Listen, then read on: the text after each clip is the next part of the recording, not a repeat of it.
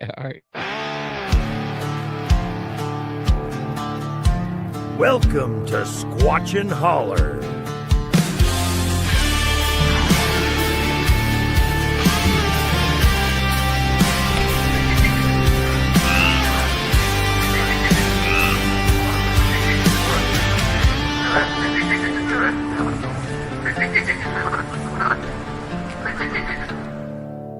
In the mist where the trees lean low, Squatchin' Holler's got a tale to show. Whispers creep like a creature's faint howl. Every shadow's got a secret to growl. Monsters rise where the stories are told.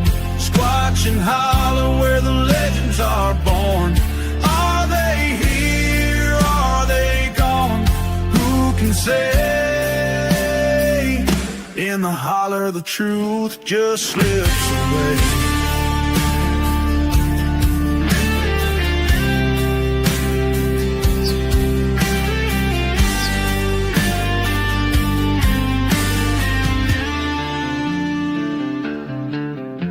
Huge footprints fade where the creek runs thin. A lantern sways, let the search begin. Rustling leaves, but there's no one near. Is it the wind or the beast you fear? Every echo's a question, every rustle's a clue. Squatchin' Holler's got its eyes on you. Monsters rise where the stories are torn. Squatchin' Holler where the legends are born. Are they here? Are they gone? Who can say?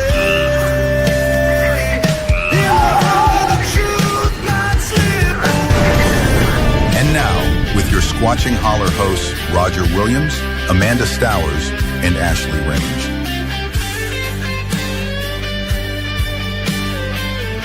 Remember, this podcast can be downloaded everywhere great podcasts are found. And now the show.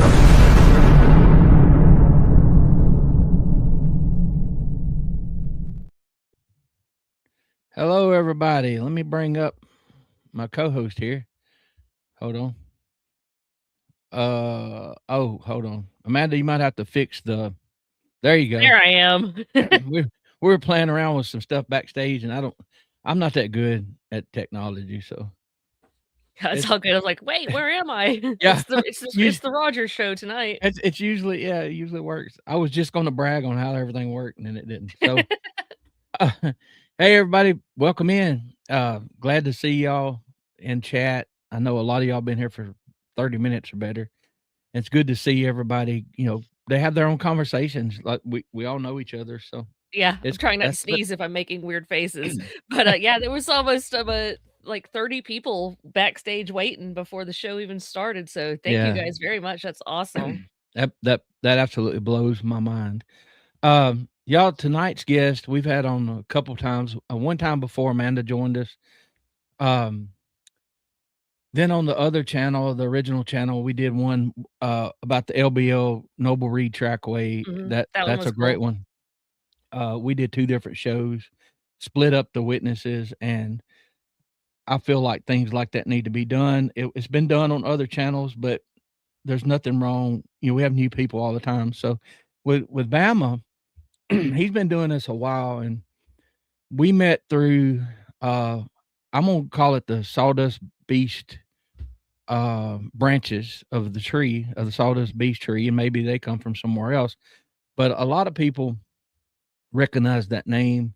He was with them and did several shows. He was a host on some of the shows. He did some by himself, and he does a good job. He's good at storytelling and portraying, you know, putting you there with him. He's got some scary stories from life that it's kind of tough. But he's just a good old guy. I mean, and that's a compliment from a Southerner, you know, and we like him. It is. So, if y'all can go back, for the people that'll be listening on Spotify and others, you can go back and search Bama Murdock, Murdock. Look at some of his past shows and some of his stories. He he's an outdoorsman. His dog Moose and his significant other Kel. They're always sending, showing pictures on Facebook of some of these beautiful places that they're right in the middle of nowhere, but in places where you wouldn't expect them. And he's, I hate to say boots on the ground. Everybody uses that, but he goes out, they enjoy themselves and look for evidence. So we're going to bring Bama in. We got him situated here. Hey, Bama, how you doing, buddy? Man, you're saying such good things. I didn't know who you were talking about there for a minute. Say, were your ears turning red? Yeah. Yeah. My cheeks I'm all flush. Well, we take Venmo. But anyway, so, we talked today and, people think we talk about Bigfoot 24/7 or Dogman or whatever. It's not that. It's a lot of us have come together, and you made a comment that our group, it's a huge group now. It's For growing. those that don't know, Bama says it's one of the most diverse groups of backgrounds, and he's right. I believe you need that, doing something like this to help each other out, throw different ideas out there for others to feed off of. And you mentioned you started with Sawdust Beast, and you meet those guys and gals, and from your background, let's say as an investigator, what did you think about them and their investigative skills or style or how they did things when you first met them? Well, it's when the things happened to me. This just happened to be at Land Between the Lakes. After I retired, I started bow hunting with another retired friend of mine. He was older than me, so he was, maybe 10 years older than me. So he had been up there a lot. So that's kind of what got me going, was the things that happened to us and kind of dissolved our friendship when it was over with. I've told that story a bunch of times, so I won't get into that. But I say this on so many podcasts. I did the worst thing that you could do and I Googled, strange things that land between the lakes, or you may tell you, as funny as this sounds, I think the first thing that I Googled was, God, it's so funny when I think about it now. I Googled what throws rocks into water, or what kind of animals can throw rocks into water. That's something along that line. Well, then that's when everything just pops up, and now I'm not when I started reading some of the things, you have to, for any new people, I'm sure there's not a new person on here, because I'm looking at the chat and I recognize people's names. But for any new people, you have to wade through so much stuff, just junk. Yeah, a lot of stuff like that. And now it's even worse now. It wasn't when I started. Oh, that makes me sound old. It wasn't when I started, but now they have the AI and all that stuff. I mean, and can do so many things with audio and stuff like that. The AI is making it so hard right now on stuff. It's awful. And I listened to honestly, the first things that I found and started listening to was the original Outlaws, Bigfoot Outlaws, So I started, listening to those guys, and just listening to different things. And really, I kind of went at it for anybody that hasn't been around me, my brain just works a different way. And so when I started kind of researching it, I kind of did it like deer hunting or bow hunting or something like that. I listened to a lot of different things to figure out if I could find similarities, in things. For people that, I don't bow hunt anymore, but for people that bow hunt, I used to watch all those shows, and you really can learn animals have certain things they do. There's not a vast amount of things they do. And from being a dog handler and a dog trainer, when I speak to even Moose, he's trained in German. What's funny is Kale was going across the street the other day in a little town up here, and there was a car driving fast, and I spoke to her in German to get her to stop and we just both started laughing because that's what naturally comes out of my mouth. So I tell people, I go, yes, but it's only 3 or 4, commands. Well, I thought, well, surely there has to be other people that have heard this or, these similar things going on. And back then I would have told you this. I really was trying to go through the Rolodex I don't know, there's people on here that don't know what a Rolodex is, but I was trying to go through the Rolodex in my brain and figure out kind of, where this fit at. Well, listen to those shows buried in there amongst all this stuff. I ran across a recording of some vocals, and part of the vocals was really the closest thing to what I heard the second time that something happened to me at this particular bay that we hunted and camped on. So I was just listening to those vocals, and the vocals didn't have a name, but it had, even back then, it had a thermal attached to it, like a little picture in picture. So it had the vocals, and they were on a spectrograph. Even back then, somebody had put those on there, and even had put a little inset of a thermal down there, and their audio was on there, and these people talking. That has become the famous audio of the Field of 13 Howls that happened at Land Between the Lakes. It's been on lots of podcasts, and we always use that audio by permission of Mark Newell. He's the one that actually has the audio of it.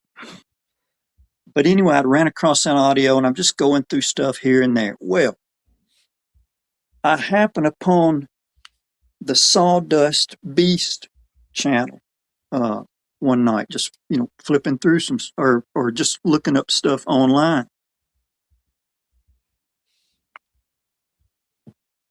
Well, I kind of got to watching some of their past shows, and I'll be honest with you, I had never been in a chat room before in my life. So, I just didn't really know what was going on. And within this are kind of the warnings that I give new people.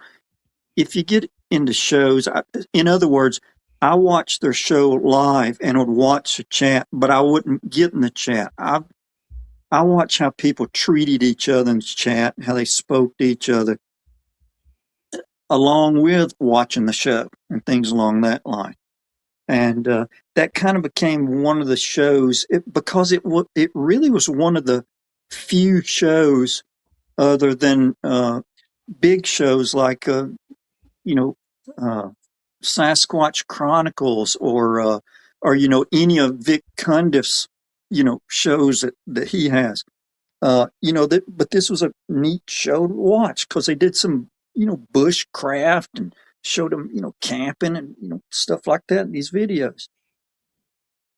Well, Roger, I got in a chat one night, and I just thought, I wonder what I should say to these people or whatever. But hang on a second, I want to read what Patrick said. Yeah, Patrick says, do you remember when we were on the north end, down a road and heard a vocal? Me and Patrick Noble's done a lot of stuff together. Anyways, I kind of got in the chat, and, I'm new. Wasn't that bad about it, but hey everybody or something like that. And I'll let this out now because I let this out to some of the close beast people later on. I myself was on there, and I also had a alter ego in the chat that was on there. That was a female in the chat. Sneaky. That's correct. And of course, being new in the chat, she had a story and this, that, and the other, just whatever. But anyway, I would get on there as her about half the time and, see how people were to her and how nice they were, whatever. But anyway, to stop rambling about that, eventually it was Mark, or I think it was Mark Newell, sent me an IM or asked me to send him one or something. And of course, I sent him one. And he said, "Would you like to meet us up at Land Between the Lakes and camp out?" And I thought, okay. Right then I just said okay. And well, as soon as I hung up the phone, for anybody that knows me, I just thought, what in the world am I doing? I don't know any of these people. And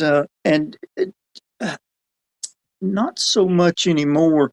But at that time, I had a pretty decent distrust for people. And I just thought, what in the world? But I had watched them and listened to them and just, stuff like that. And I really thought, if I want to know something, then I need to, meet up with these guys. Let me get a drink here for a second. Well, I'll blow my nose. There you go. Well, I'll say something Bama said today. Y'all are listening to how he got into this, and he was very careful because you need to be. Mm-hmm. And he told me today, he said, Roger, all my friends are Bigfoot people now. He said, I worked with all these folks. I've saved lives. They saved my lives. We don't stay in contact. He said, but the Bigfoot people that I've met have become great friends. And he's right. Crazy how that happens, doesn't it? Yeah, absolutely. Yeah. Yeah, it's really funny. Now, Bama, before we get any further, and you may have mentioned it, so what got you interested in to try to get this ball rolling where you got into the chat and everything? Did you just have an interest in the subject, or did you have an encounter or something? Because I feel like I'm missing a step here somewhere. I'm sorry. Oh, okay. You'll have to help me with this, Roger. I assume that people have been gracious enough to listen to me before somewhere on another show. And I have told the story of what happened to me so many times that people will make the comment of, wow, all that and nothing, I really think that they thought I was going to get assaulted by Bigfoot at the end or something. But my thing was just generalized things that could happen to any person, anybody camping or bow hunting or fishing, which is what we did on that bay for I don't know how long. And I'll just, briefly. Yeah, just get brief. You don't have to go into great detail. No worries. It started off with we camped the same spot all the time and left walking from there bow hunting. Fished out in the bay. That was like just a little thing. And the good thing was it was surrounded by roads within at least a mile or so to where, even if you got turned around, it was dark and jungly in there. Even if you got turned around, you couldn't get lost. Let's put it that way. But LBL is the Amazon when you get into some of those places. But we're sitting one night and there's a loud splash off to my right up in a little slough. This is a bay that we have a little boat we go out in. And we're used to hearing those Asian carp. We're just used to all these things. I went through every explanation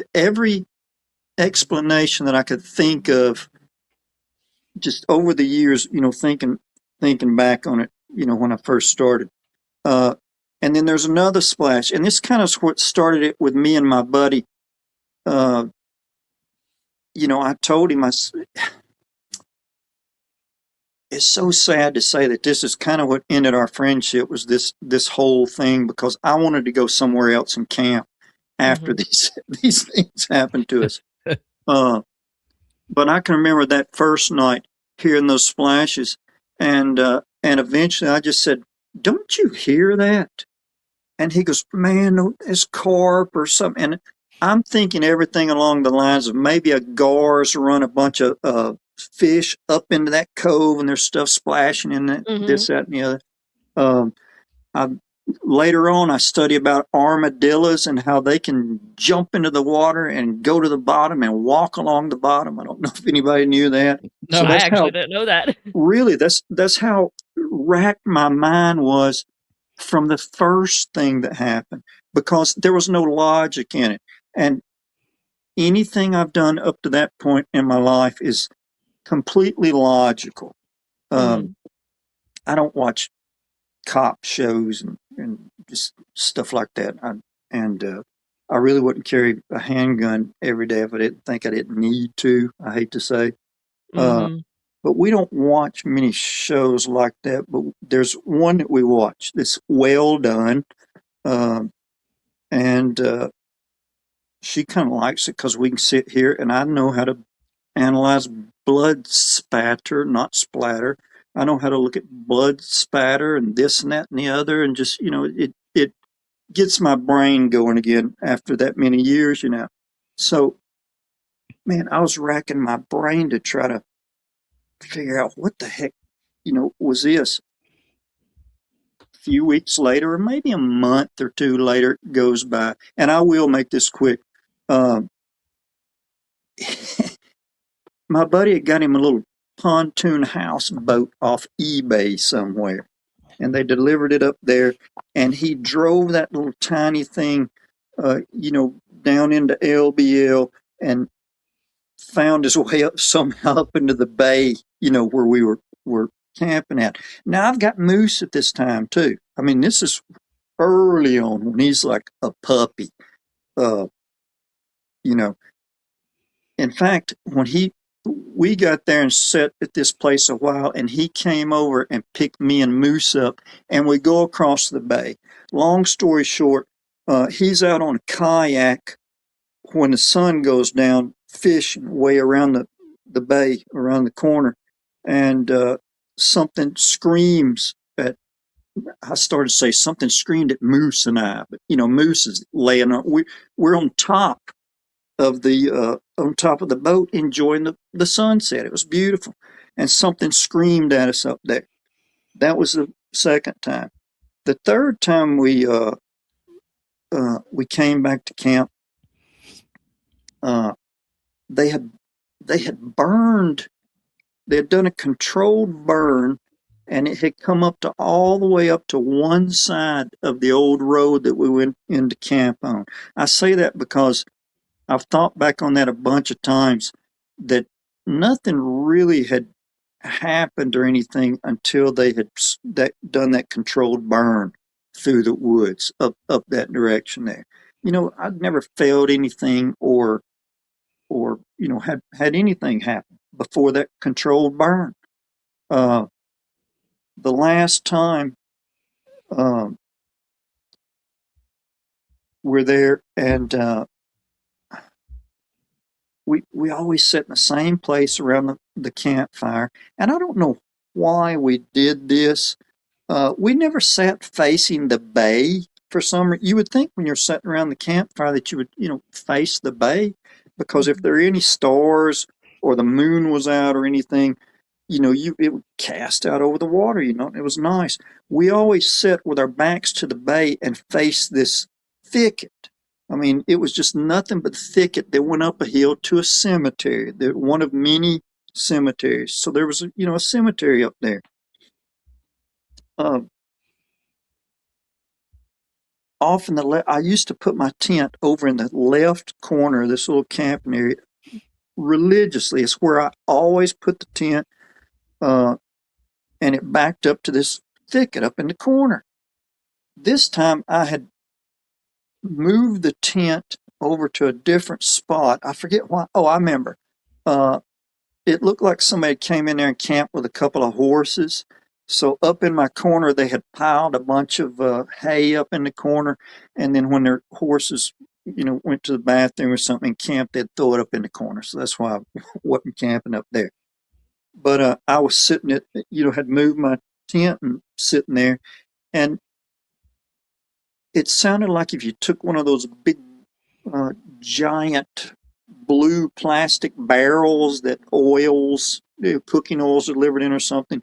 It sounded like one of those was laid on its side and somebody just smacked their hand on the bottom of that barrel. And man, the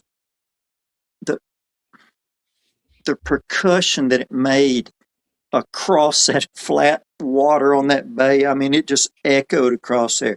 And our bay is like most of LBL. Uh, there's stuff squawking all night. Don't think that because it gets dark that the big night birds aren't out, hunting too. So there's things squawking and things catching other things and eating them and all. It's just like like I said, it's like being in the Amazon. Well, I told him I really wanted to go some other place and camp, and long story short, I think the last conversation we had while he was sitting in a chair and I was standing over him is I said, man, I've got all the stuff that I need to camp on my own. I don't have to camp with you. And I said, I don't have to drag up as much firewood and stuff if it's just me. And we kind of had that little back and forth. And you got to realize he's a, police veteran of, I don't know, maybe 30 years or something like that, retired now. And me and him have done lots of things on the street together. And he had had a drink or two, and I don't drink. And all that kind of mixed together with me just having this feeling of I need to go somewhere else. I don't feel safe here. We had that little quick conversation, and I said I'm going somewhere else. And he kind of looked at me, and I just said, "Dude, just keep your seat. Don't get up." I said, "Just stay there." And that was the end of it. I saw him once after that, oddly enough, in the mountains of North Carolina, where Kel and I camped. And it was just a really odd chance meeting there for just a second, for just a few minutes. But that was it. We never camped together. Oddly enough, maybe a month after that, long story short, about a month after that, I don't know why, but I just had to go. It wasn't like something was pulling me or telling me to go, nothing along that line. Mm-hmm. But man, I just had to go back up there. I just wanted to go up there. It wasn't that I was searching for answers or blah blah blah. You would think I'd really be after it now, after researching on the computer and stuff. Mm-hmm. But I went back up there twice. The first time I went up by myself, I got out, let Moose run around. Water was down. I looked to see if I could find giant boulders that might be laying on dry ground now that the water was down. And stayed maybe 30, 45 minutes. And I just had the overwhelming thing of, you don't belong here, man. I don't feel safe here. And I loaded up and left. Came back one more time and camped and put my tent in the spot where my buddy used to put his camper, and stayed 2 nights. And the second night is when something was up in the woods and sounded like it smacked the bottom of a barrel again. Roger, y'all ever have anybody talk about the metallic noise or the metal noise? Or that, and like some people, how you use the word like you're memory bank in your mind that your Mhm. lifetime of memory of sounds. And some people say it different. Some people say a car door, but they're 10 miles from any roads. The metal sound we've heard almost a metallic. You ever heard like a log chain? You know, when you move a log chain around or whatever, Mhm. out in the middle of nowhere. Um, so yes, we've heard that. I don't know. There's some theories on what that could be, but that gets into the stranger things. But the fact is, a lot of us started out strictly flesh and blood, but now we know there's an element that we don't understand even more. So yeah, we've Mhm. definitely heard Well, that. when I hooked up with the Beast group, uh, they had a Facebook page, and when you join these groups, they have certain questions that you have to go through and answer and then submit. Mhm. And one of the questions was, you know, do you believe Sasquatch to be a flesh and blood, creature? And I checked yes, because that really was the view that they had of it back then. And I don't know. I can't. God, I've done so much since then, Roger, that I can't. I can't remember how really open minded I was to it back then, because my whole life everything had to fit into a slot, and just you have to do things certain ways. It's kind of like on those old Looney Tunes cartoons where that smart little chicken would go up to the chalkboard and write out that long equation equals pow or something like that. That's really the way things had to work for me. So none of this fit in there. So Mark Newbill asked me if I would come up there and meet. Would I like to come up there and meet him? And I said sure. And at that time, I had started texting maybe a little bit with a guy named Spencer Jameson. People probably know He's he's Spencer in the chat. Jameson. He won't watch my show unless you're on here. So Okay. uh, and I mean, Robin Griffith, I love you so much. Thanks for the fudge that you sent me. I ate it very slowly. That was at the advice of Jamie. Told me to eat it slowly. Uh, but anyway, here's the thing: is Larry sent Spencer one of those Google Map pins, where you stick a pin in it, and that's what you Mhm. follow it to. Well, for anybody that's been to LBL, especially to meet us, we tell them put the coordinates in at the beginning. That way, even when you get out of cell phone signal, which you will at LBL, at least it'll still get you there. So that's what we tell them. And so Larry had kind of put a pin, and it wasn't on a road; it was off in like a field or in the woods somewhere. And I luckily had looked at it before I left home and kind of figured the generalized area, but I just thought, holy mackerel. And it was up north. So I had always had a hunting license for the Tennessee side. yeah. And so I'd never even driven up north. In fact, I'd really never even hunted more than 2 or 3 miles away from the campsite where I was at. So I go to meet him up north, and I end up on this road, and I thought, well, I know it's at least the right road. I'm just going to sit here and wait. So Moose is out. He's running around. Spencer would tell the story later on about me finally going to take a bath in a very shallow creek by the roadside, and after I don't know 12 hours not seeing a vehicle, suddenly here comes two people, two Jeeps with their tops off, joyriding, and I'm just taking a bath in the creek there. Uh, Spencer and I met each other. I mean, we were just virtually strangers, and we kind of. I feel so lucky we did this. To kill some time, we just started kind of walking around the edge of a field, and it was so dry. And we were in May, I think. And oh my gosh, I would never ever walk around in shorts and stuff the way I was back then at LBL today.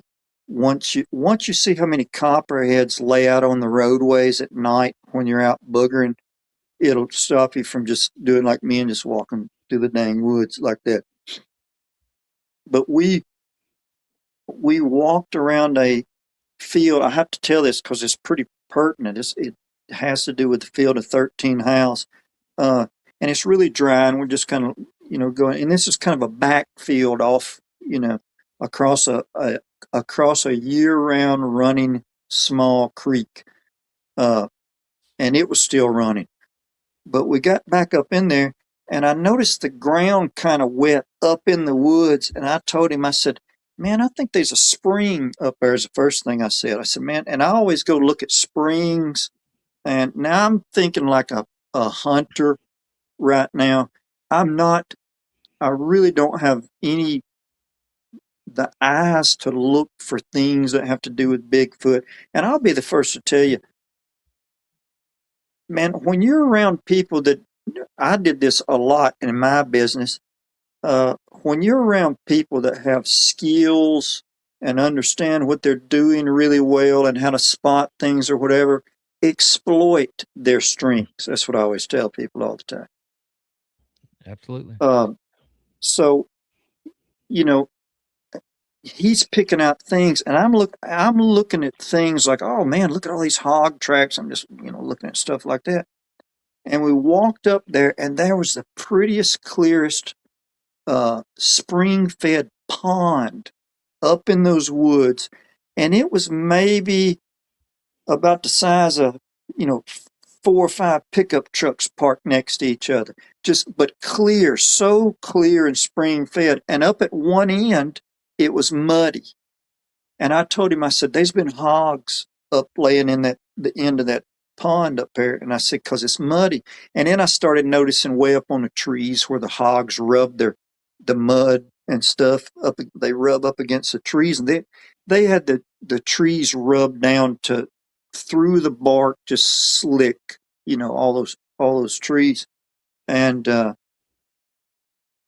he started, he would go, come here and look at this. And me, my whole career was looking at things and reasoning and this and that and the other. He goes, look at the way this stick is and the way this tree is and this, that, and the other. And once you get to looking at it, you're like, oh, well, it's logical that he found this, but what we're looking at is kind of illogical the way this ended up. I'm a big person like that. Not getting into too much detail, but I told Kel one of the early memories I ever had of working the street was coming around a corner, and there was a guy shot dead in the middle of the sidewalk. And as this is at nighttime, of course, and I approached him. I remember looking at the bottom of his feet, the way his feet were. I could see the bottom of his feet towards me, and I can remember telling somebody I was standing there. I said, "Man, they shot that guy running." I said, "Because he literally just went down and slid." I said, "Because his toe." I said that his toes are scuffed, and and I remember that guy going. He goes, "Man," he said something. I said, "I don't know why." I said, "I just noticed that," and that's one of my earliest memories. And Spencer was picking out all these little things and bigger things, and finally we said, "Let's go back out." Because we parked on the side of the road where they could see our vehicles, and hopefully they'll come along soon. Well, here they come. Mark Newble, Larry Porch, Debbie Jones at that time, Debbie Porch now, and Shelly Reed. So here it is. It's just those four and me and Spencer. And they had conversed with Spencer much more. I'm the completely oddball out. And I thought, oh my goodness. I thought, what in the world am I doing up here with these these people, out in the middle of the woods. Strangers. Because if you ever go to one of our meet and greets and you're a new person, or perhaps you just hear about it and you show up, everybody's wearing camouflage and has beards on. I mean, it looks like, it can look like an pretty intimidating bunch of people to to be so friendly. Some kind of look at them, and they're decked out in their stuff, and we kind of get out for a minute, and I think they really wanted to kind of take a walk with us to even hear what we sounded like, or how we talked, or whatever. And believe it or not, y'all, I was pretty quiet back then. I didn't say much. But we walked around and messed around, went up to that same pond, and I said, man, I'm going to call this, I started calling it Hog Pond, and that's still what we call it to this day, because it's just the name. I said, we need to call it something. But that weekend, or 2 or 3 nights with them, really, that changed my mind. I'm telling you what, they were, if you know what the Chinese water torture trick is, where they just slowly drip stuff on it to drive you insane or whatever, that's kind of like what that was like. Because we spent the first night, we just sat and talked and chilled out. And incidentally, when we came out of the woods that first time with them, just kind of up in there walking around, well, here comes a whole bunch of forestry vehicles and this and that and the other. And they got out and hey, what are y'all doing? And, here, Mark always carries a camera on his staff when he hikes. And at night when we, do things, he even has a telescope in one that he puts a tape recorder on to get it above whispers and above shoe scuffling and things like that. So he had that type of stuff, and other people had GoPros. I know nobody had a GoPro mounted to their forehead or anything like that, but we were pretty close, as far as equipment went. I mean, first of all, they were serious about it. But the second thing was, this was the first time that they ever met us, or met me, I know, in person. And, when they got out, I looked at them and I just thought, well, these are Bigfoot people here. I mean, there's no other way to explain it other than that. Oh, me. But no, that weekend kind of, I mean, I don't know if I should talk about any of that. I don't know what y'all would like me to go over. I feel like I've talked about that stuff so much. Well, I mean, getting out and seeing, I've always heard, I do know with that group, what I do know about them, like Larry don't say much, but he's funny. He keeps you laughing. And of course you got, Spencer and how he, he's a woodsman and a bushcraft and all that. And to go up there, go outside your box, so to speak, and meet those people.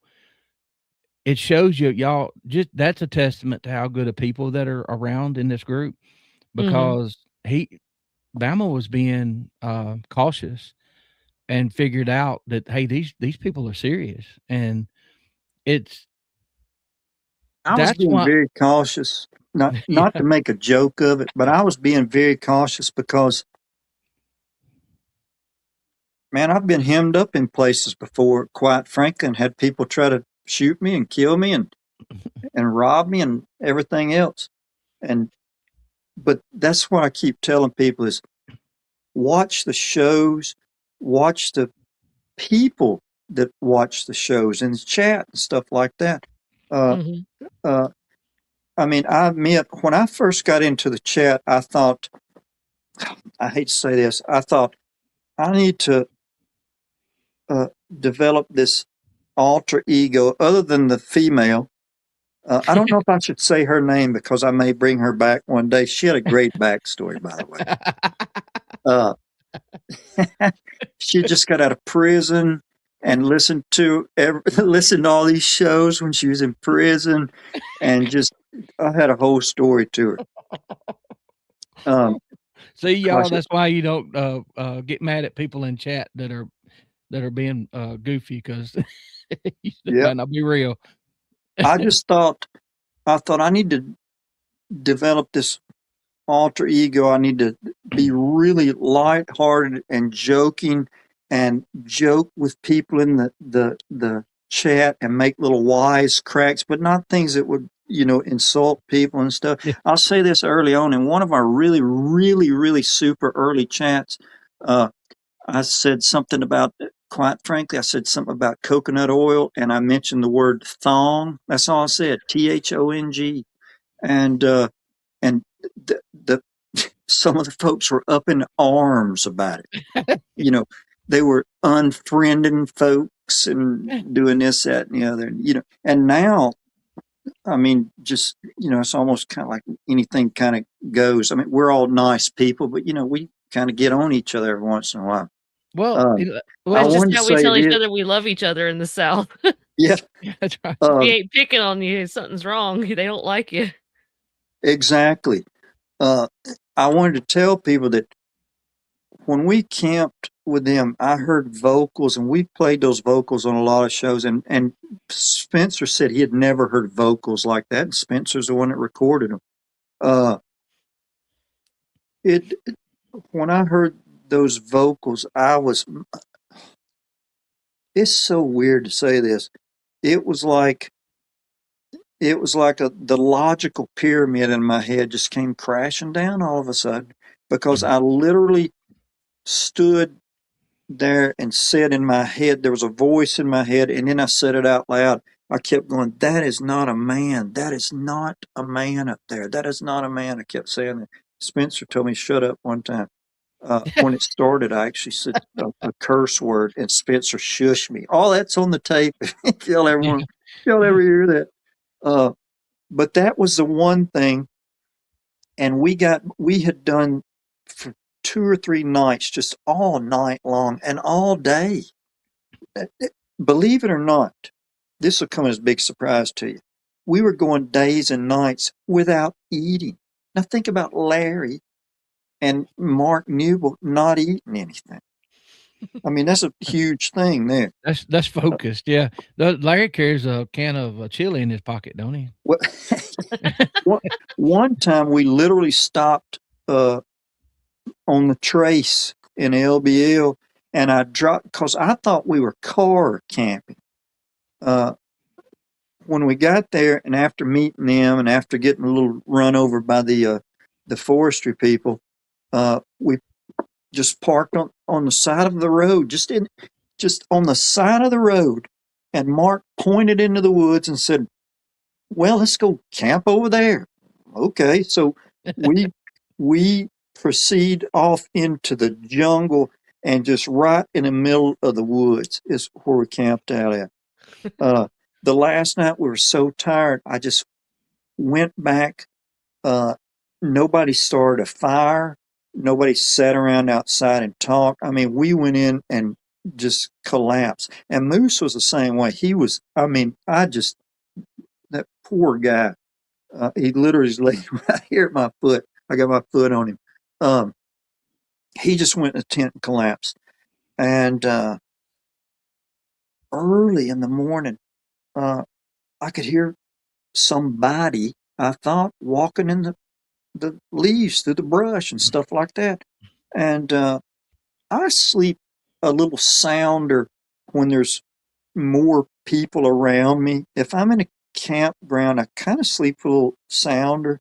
When I'm by myself or with Kel, man, every little thing wakes me up. But we were just exhausted.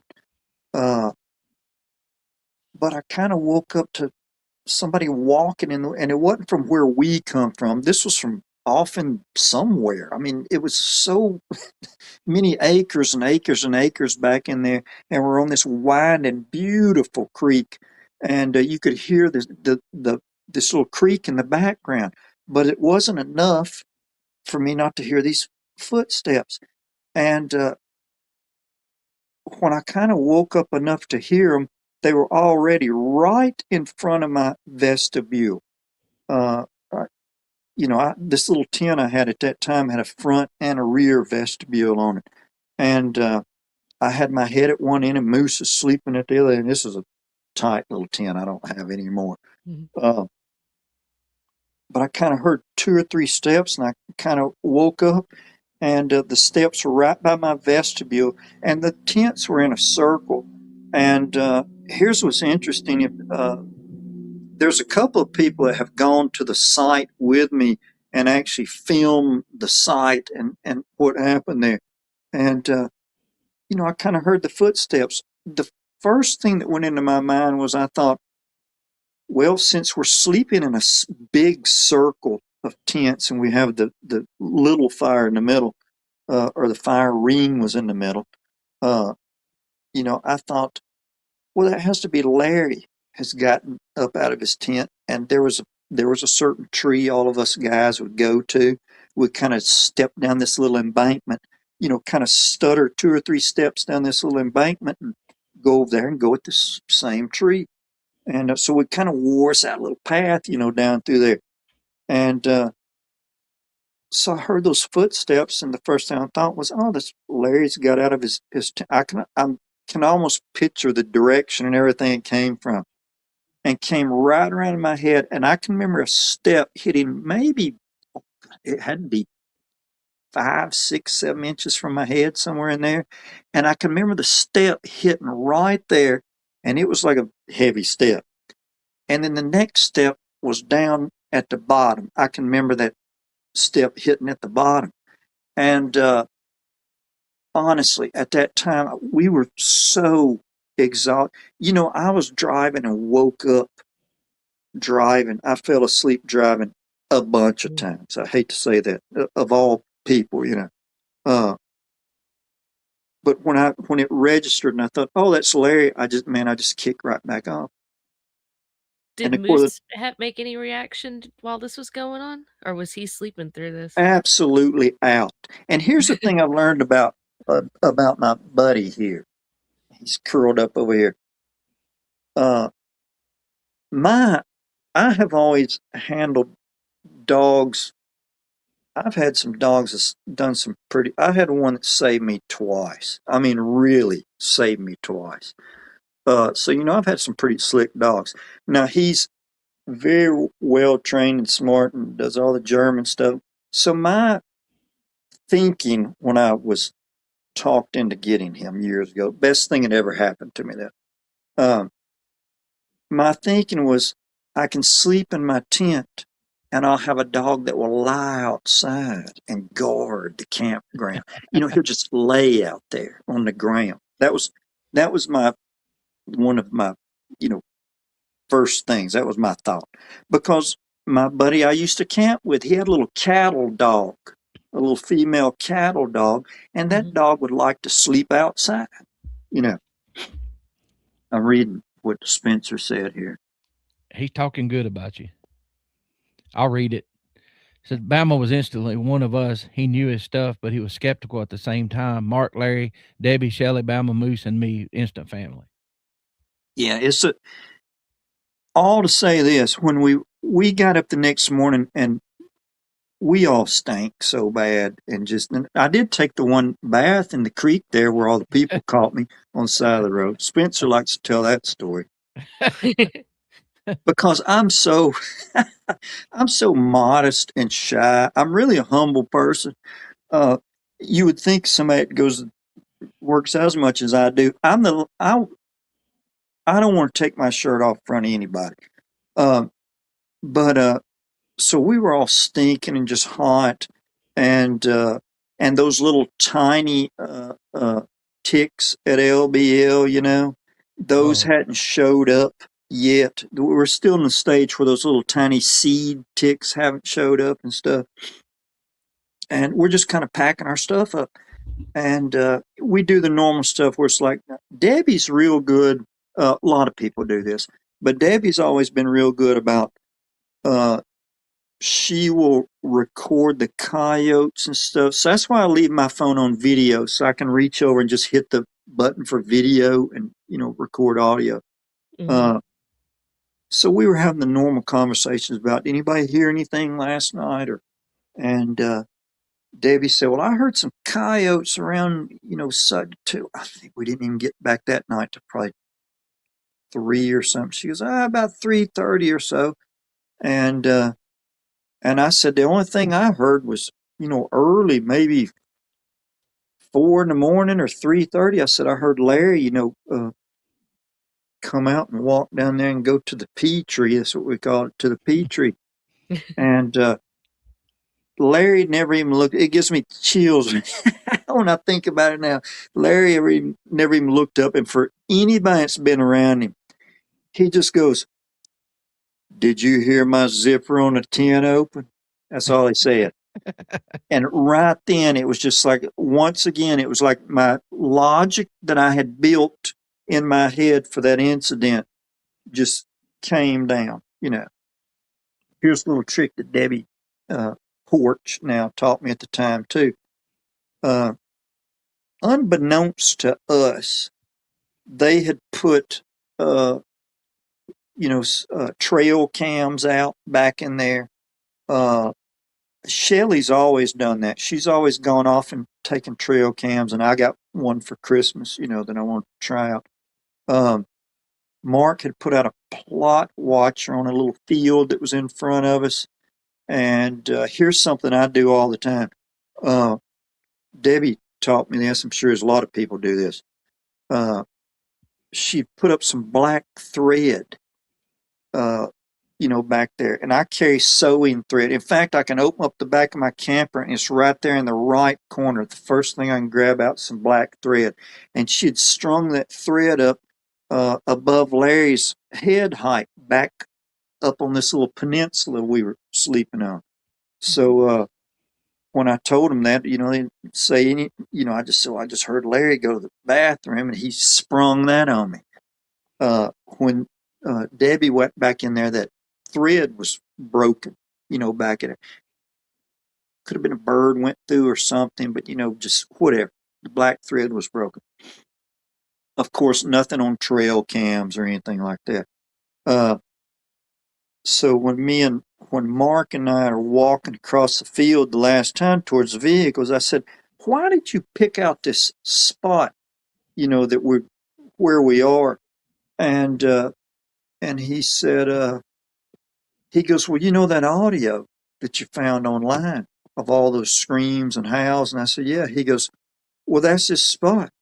And I said, what do you mean? And he goes, that's where we are, where we're camping at. And I said, we're camping right here where all that stuff took place. And he goes, well, not right here. He goes, right there across the road there. And he goes, but, we can't drive around the field over there. He said, but it's right there. So, long story short, I always say that when I don't shorten my story. But they put Spencer and I kind of right in the middle of it, and that was pretty life changing in itself. Just that first go around, and it's so weird, y'all. When I look back on it, y'all were talking about the sawdust beast tree. It's like, you have Roger, your show, and Spencer show, the Woodwalkers. You have so many of these little shows that splintered off from the Sawdust, Beast show. And I felt fortunate that I got into it with them kind of in their infancy when there was only kind of a few of them. And Rodney Beasley was in there with them, and, things like that. And the first little meet and greet we had goodness, 15 or 16 people, maybe, or something like that. And just I look back and I just think if I hadn't done it, what in the world would I have done all these years? Or what would I have had friends or, think? And honestly, y'all, I've talked to people that if you said, when did you have your encounter? They can go, man, it was on April 12th, such and such year at such and such time. The only regret I have is I wish I could have went back and documented when things happened because so much has happened.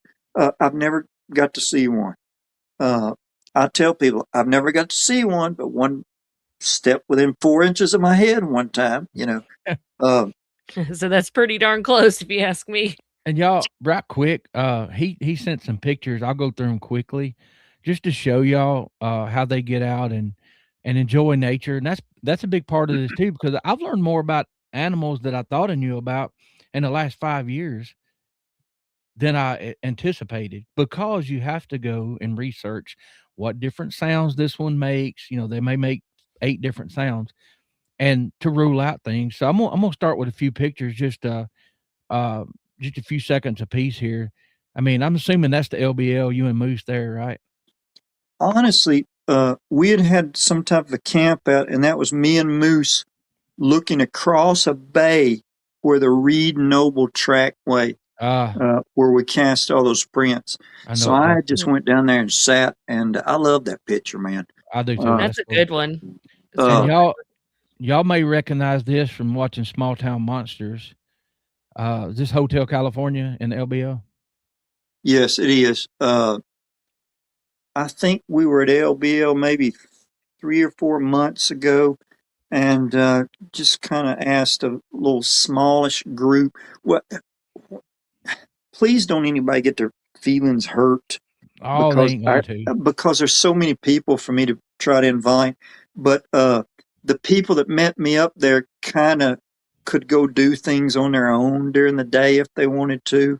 And when you camp with a bunch of people, you have such varying degrees of some people can't get around as well as other people do. And so I'd had a small group, and maybe half of us went to Hotel California. Now this is in Bankhead National Forest, and the one I'm kind of looking at the screen here. Um, that one right there, we do a lot of primitive camping in the Nantahala National Forest. I like going where there's no people and no tourists and stuff. And yeah, the Antehill is beautiful. and we camp outside of a town. I'll tell you where it is. We camp outside of Robbinsville, North Carolina, and I've kind of learned my way around maybe a 30-mile radius around there.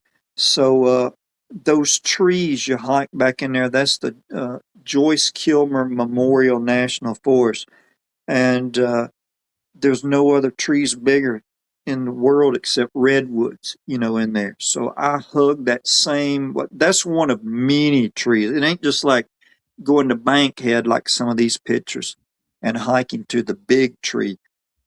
The one in the Nantahala has groves of those giant trees. It's That's just amazing. you know, I'm I'm a tree hugger, I guess you are, you could say. But uh, when me and Kel and Moose go back in there, we always sit down and picnic. And you can look up there, and you can't see the top of those trees through that Wow. canopy. They're so high up there. It's just That's really awesome. beautiful. And of course, this is a print from the famous Noble Reed Trackway we spoke about earlier.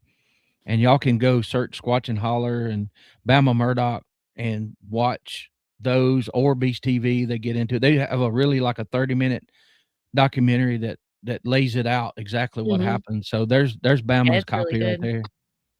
there. I tell people that if anybody ever sees that picture, I'm looking at the track right now in front of me down here. Uh, that is the first of all. Those tracks are just one in a million Incredible. find, a one in a million thing to look at across there, because there were so many in different types of substrate across there. So for somebody like me to look at it, across mud and gravel and moss and things like that, and getting to see them, that was super interesting to me. And some of the pictures I don't have, but you brought it up in that other show, getting to see a long trackway like that and watch how it stepped around things and moving and uh people who fake stuff, like, maybe make a track or two or whatever, but you could see the family uh walking together, the kids, we call them kids or whatever, running back and forth crossing the trail. So it wasn't like it was just a natural trackway, and that's one that it doesn't get enough credit. I'll stand on my stump. People talk about evidence. What y'all did, what that whole group did to preserve that is one of these days. I hope it gets the credit it deserves, and y'all can. I agree. It's a very, very great piece of evidence. And a little side note for those that don't know, before I knew these people, I went to the same place by accident. Found several tracks that were just like those, the little ones, maybe the female. And that's how I met a lot of these people in chat right here, because I posted on Facebook, maybe Woodwalkers group, and I started getting all these messages that's looks like, the Noble Reed trackway. And Debbie Porch contacted me, and I'm like, I don't know what you're talking about. And she's like, oh my God, you don't? So that was even better, that it was a confirmation that family lives there. Cause I had no and idea. Right then it just sucked you into the black hole, didn't it, Roger? Oh man, I'm telling you, I've learned so much. And when you said something that I identified with. You said, I don't know why I went up there. I don't know why I went back. I don't know why, Mhm. And I keep saying that. Why do I keep doing this? I've seen them, I don't have anything to prove to anybody, but it may be, Bama, as simple as the people that are involved that we know, and being out in nature. You're talking about being a tree hugger. I used to laugh about that, but the benefits of grounding and touching trees and all this stuff, that's a natural. I would have It's laughed at that 10 years ago, but it it's good. works. It's good for you. Yeah. So maybe it's that getting back to nature and just being immersed in peace. Well, that can be that almost get you stepped on by a Bigfoot while you're sleeping, but most time it's pretty calm. So I think a lot of people, they'll see some of our shows and some of your, things that you've done, and Spencer and Greg and all them, and Misty, we can't forget her. And I feel like the draw to this group is that we're no nonsense. We like to laugh, but if something happens, you roll up your sleeves and dig in, try to document or call each other. And I just feel like I'm blessed to have people like you that I could, if I needed something, hey man, I'm over here in Bankhead, or I'm about to go, where'd I need to go, where'd I need to go, you would give me good advice. So I appreciate every one of y'all. But what's interesting after that is we had that little meet and greet, and of course now there's a whole bunch of other people I don't know showing up, and Shelly, me and Shelly Reed are close, and I told Shelly, I said, I said I was senior class clown. I said I was, captain of the senior football captain. Then I did all this stuff for years. I said I've always been loud and boisterous and joking and practical jokes and stuff like that on coworkers and stuff like that all the time. But when I stopped doing that, I just I told Roger, I said I just now I don't I just learned to calm down a lot. And so me and Shelly talked about that. And I said, I really like people. I said, but they drain my batteries real fast, especially if there's a bunch of, you know. And I said, so, that's why a lot of times, and I love the meet and greets and stuff like that, but I kind of sleep a little ways away from people. A little bit. I'm like, what's that First of light all, over yonder? That's Bama. He's off on the well, other that can be true. I'm not being I know. unsocial. I know. I Uh, understand. I totally get it. I do. but see, when you're at one of our campouts, there's always going to be somebody out there, standing and chatting around that fire, maybe not being loud or disrespectful, but there's Right. going to be people up all night listening for things. So I usually camp, away a little bit. Uh, but we had that first camp out with all these people I didn't know. A stranger approached me, uh, and somebody that I only knew by name, and said, they found a bunch of tracks over there. Well, Bama's neurotic, so I have to get my tent set up first and get all that set up, squared away before I can do anything. And so I walk across there I'm going to kind of maybe tell this for a second, like nobody's ever heard me say it on the Oh. show because I've never been on this one before. Uh, but I walked across there and somebody was with me that I know now, but at the time I didn't know, and that was one of the Pajerski brothers. Um, Walked across there with me, and somebody had maybe taken some small twigs or things and kind of had marked where these tracks were at. Uh, Prior to that, Shelly had come to me on the other side of the bay, and she goes, "Come look at these little tracks over here." And they were, little small ones, Mm-hmm. like a child's, footprint. But they were deep in the mud. Mm-hmm. I mean, like way, way on down in there. Yeah. And here's me and Shelly standing there, kind of thinking the same thing. We're like, who in the world would let a child run around down here uh, with the water down low at that time of the year where they've let the water down? And I said, with it's not with real warm. We're warm right there either. I yeah. mean, you get the wind off that lake, and it's kind of cold. But the other thing too is fish hooks, and Mm-hmm. people have to throw bottles out there, and things Exactly. along that line.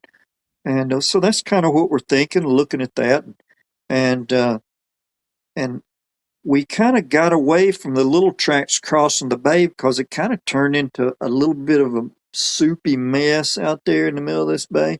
Mm-hmm. Uh, so we going across the bay over there, and there's a huge tree years ago that had been up in the woods and had obviously fallen off the top of this little ridge out into the bay itself.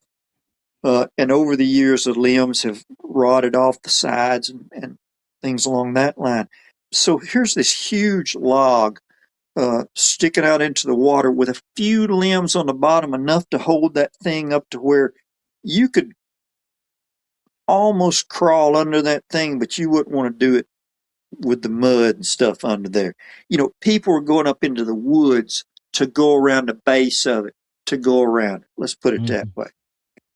All to say that the first track was right along the side of that log. And I remember walking up, and that's the track that I have, and the one that you show the picture of there. I remember looking at that track and how, Fred Flintstone-ish it Mm-hmm. looked, and, how stumpy it looked. And I'm looking at it, and then I'm just, now it hadn't hit me yet, that this is really you may never see anything like this again in your life. And I have, and I probably never will. But I remember looking at that track and I thought, huh. And then I look at the second track. Here's what's interesting. The little tracks had meandered across the bay and had come over to where the big tracks had come down out of the woods off the ridge. So here's this big track, the one that you showed a picture of. If you can think about that in reverse, So we're looking at probably a right footprint. There's that footprint, and there's the little footprint toe to toe with it. And when I say toe to toe, I mean that the big footprint and the small one aren't this far apart, toe to toe, facing each other, just like that. Well, then the small footprints disappear. It's all, yeah.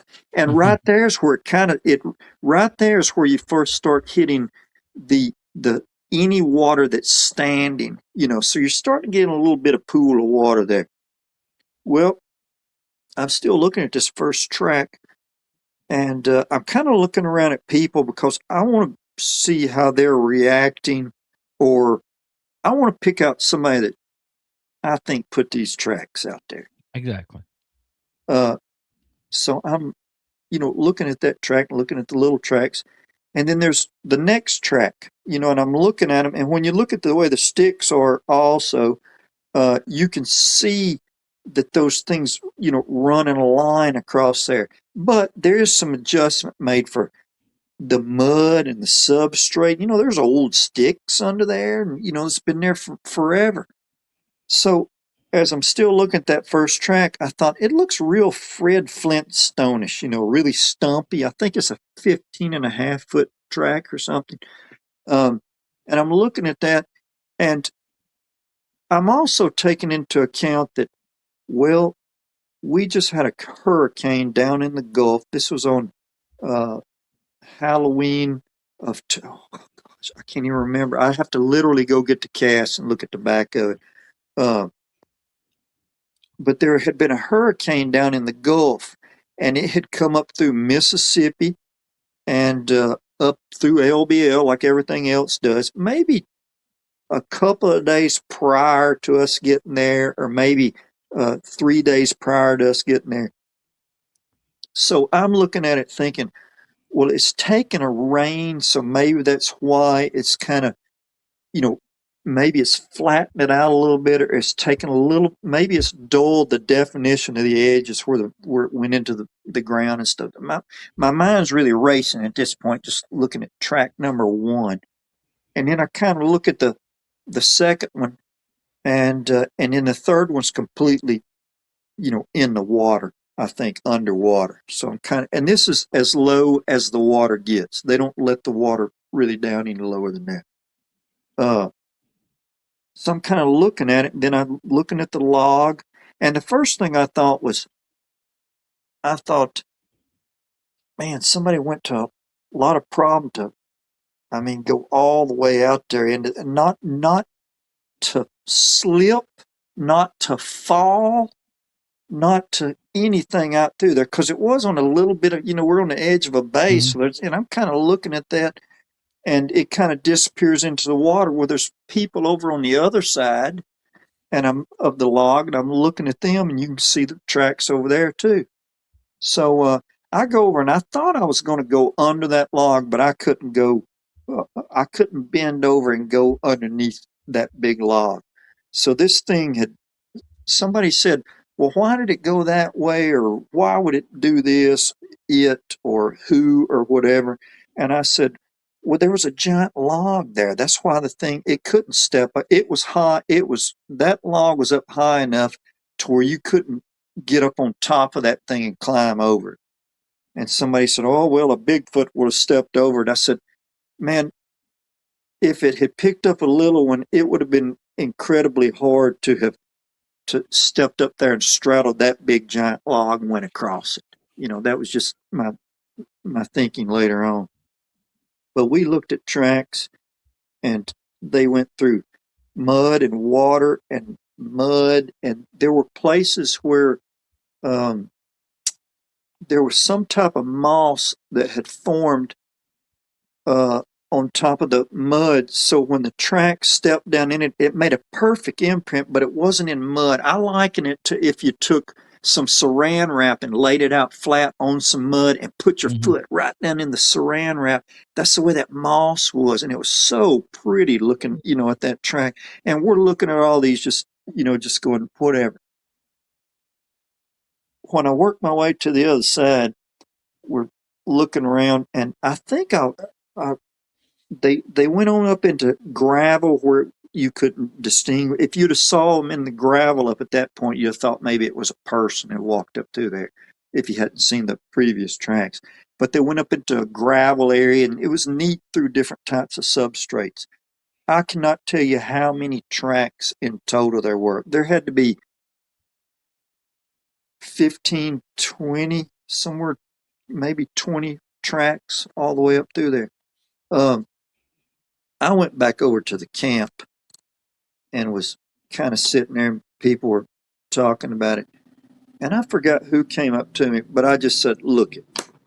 I said, this is the first meetup that we've had for people that listen to your podcast. And by this time, Spencer had gone on the Sawdust Beast one night and had told about what we did at LBL that time. Because Spencer and I we heard and saw the same things, but we had different experiences. I mean, that's just the way people are.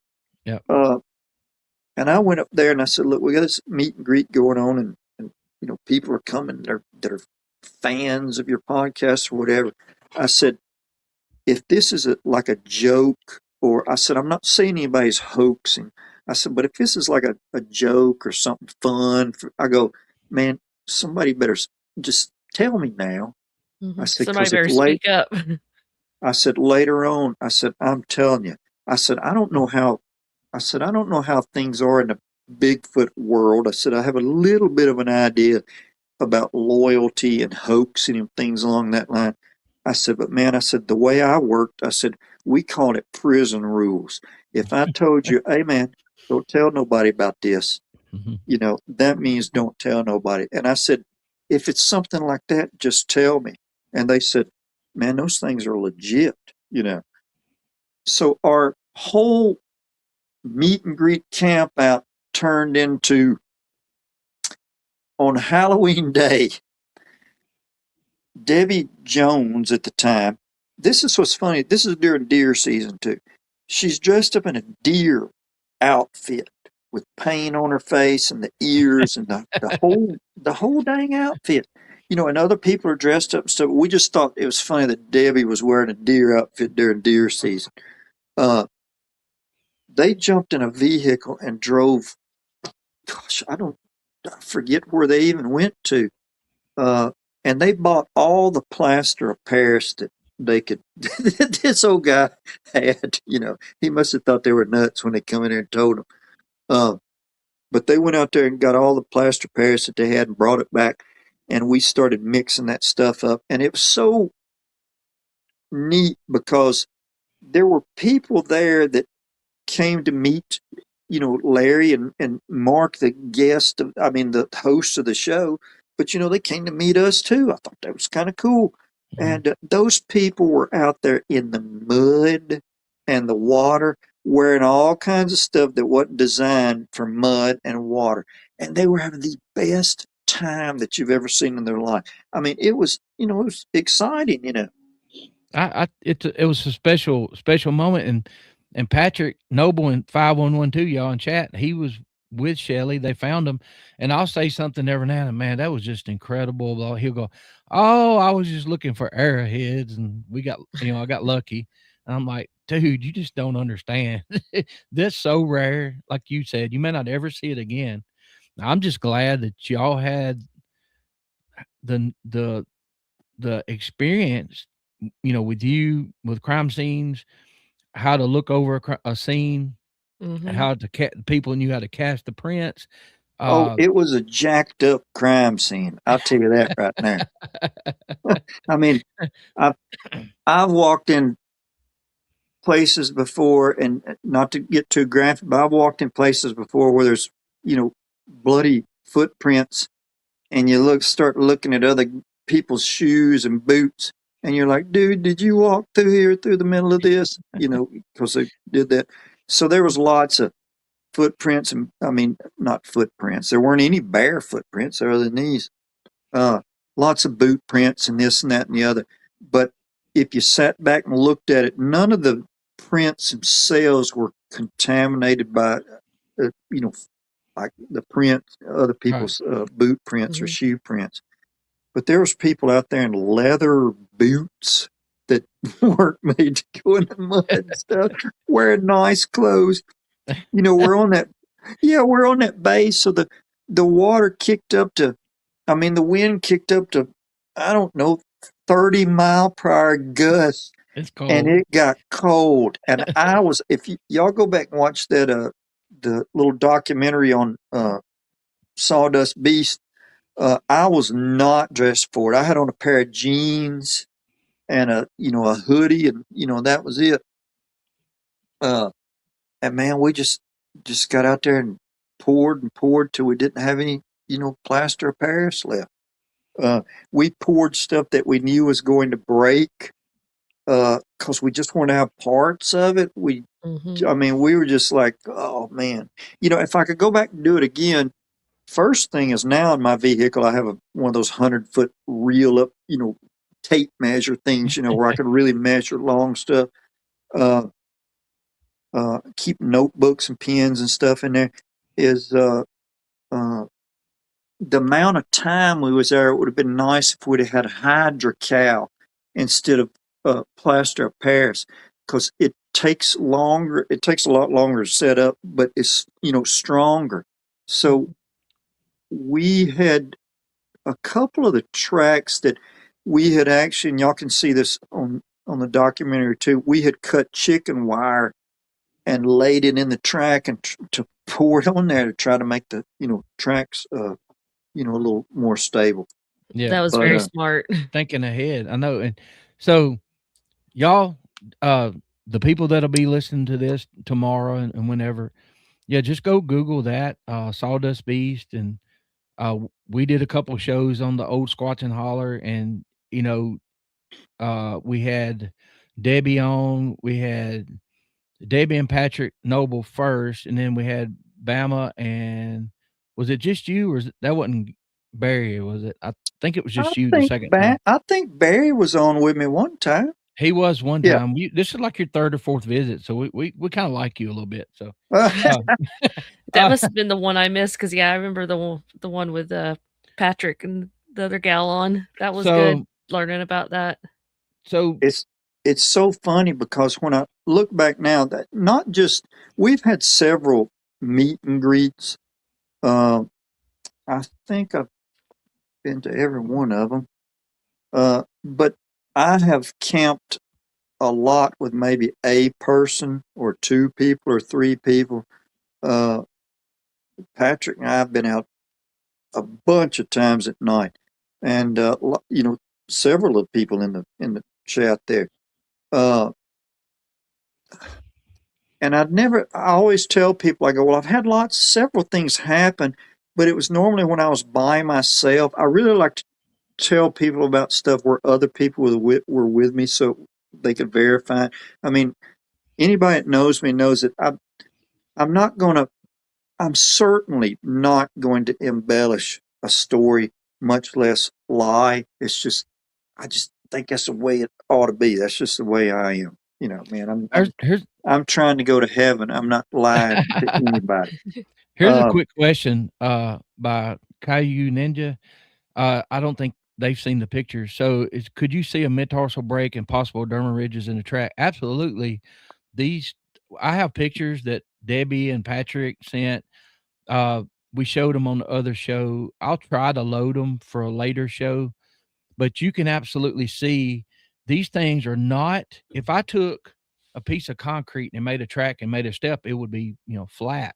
This thing is alive. It undulates. It's the different pressures in the substrate and all that. It's absolutely mind blowing what these tracks look like. And I'm looking it, at the track right now while you're saying Yeah. all that. yeah, Just and Hillary just shared the link to the documentary that they did on that. So yeah. thank you, Hillary, very So much. yeah, so it's so actually really good. So the people that are listening, if you go to this show's timestamp 129:20, and you can see the link to that if you want to go check it out. So I want to fast forward a little bit. Um, so he's kind of like me, inquisitive. He's got a ton more training. but I'm a very inquisitive person. Bama has a way of when he's out hiking and camping and stuff, he runs up on a stranger, interject the subject of Bigfoot without, and you told me some stories today of some recent things. You want to get into that a little bit on, um, because it's hard to bring that subject up. Now, if you've got a Bigfoot hat on or tattoo or something showing, or that Expedition Bigfoot shirt there you got under that jacket. Yeah. Yeah, I was noticing him sporting that. So that gives people an opening or whatever. And but tell the people a story or two about you just happening up on somebody and having a discussion.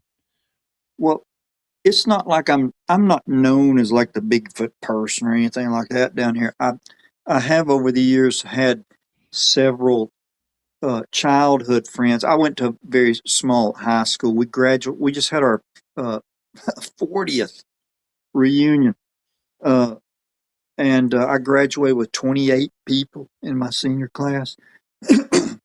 So years later, they one of them said something like, "Are you into Bigfoot?" or something like that.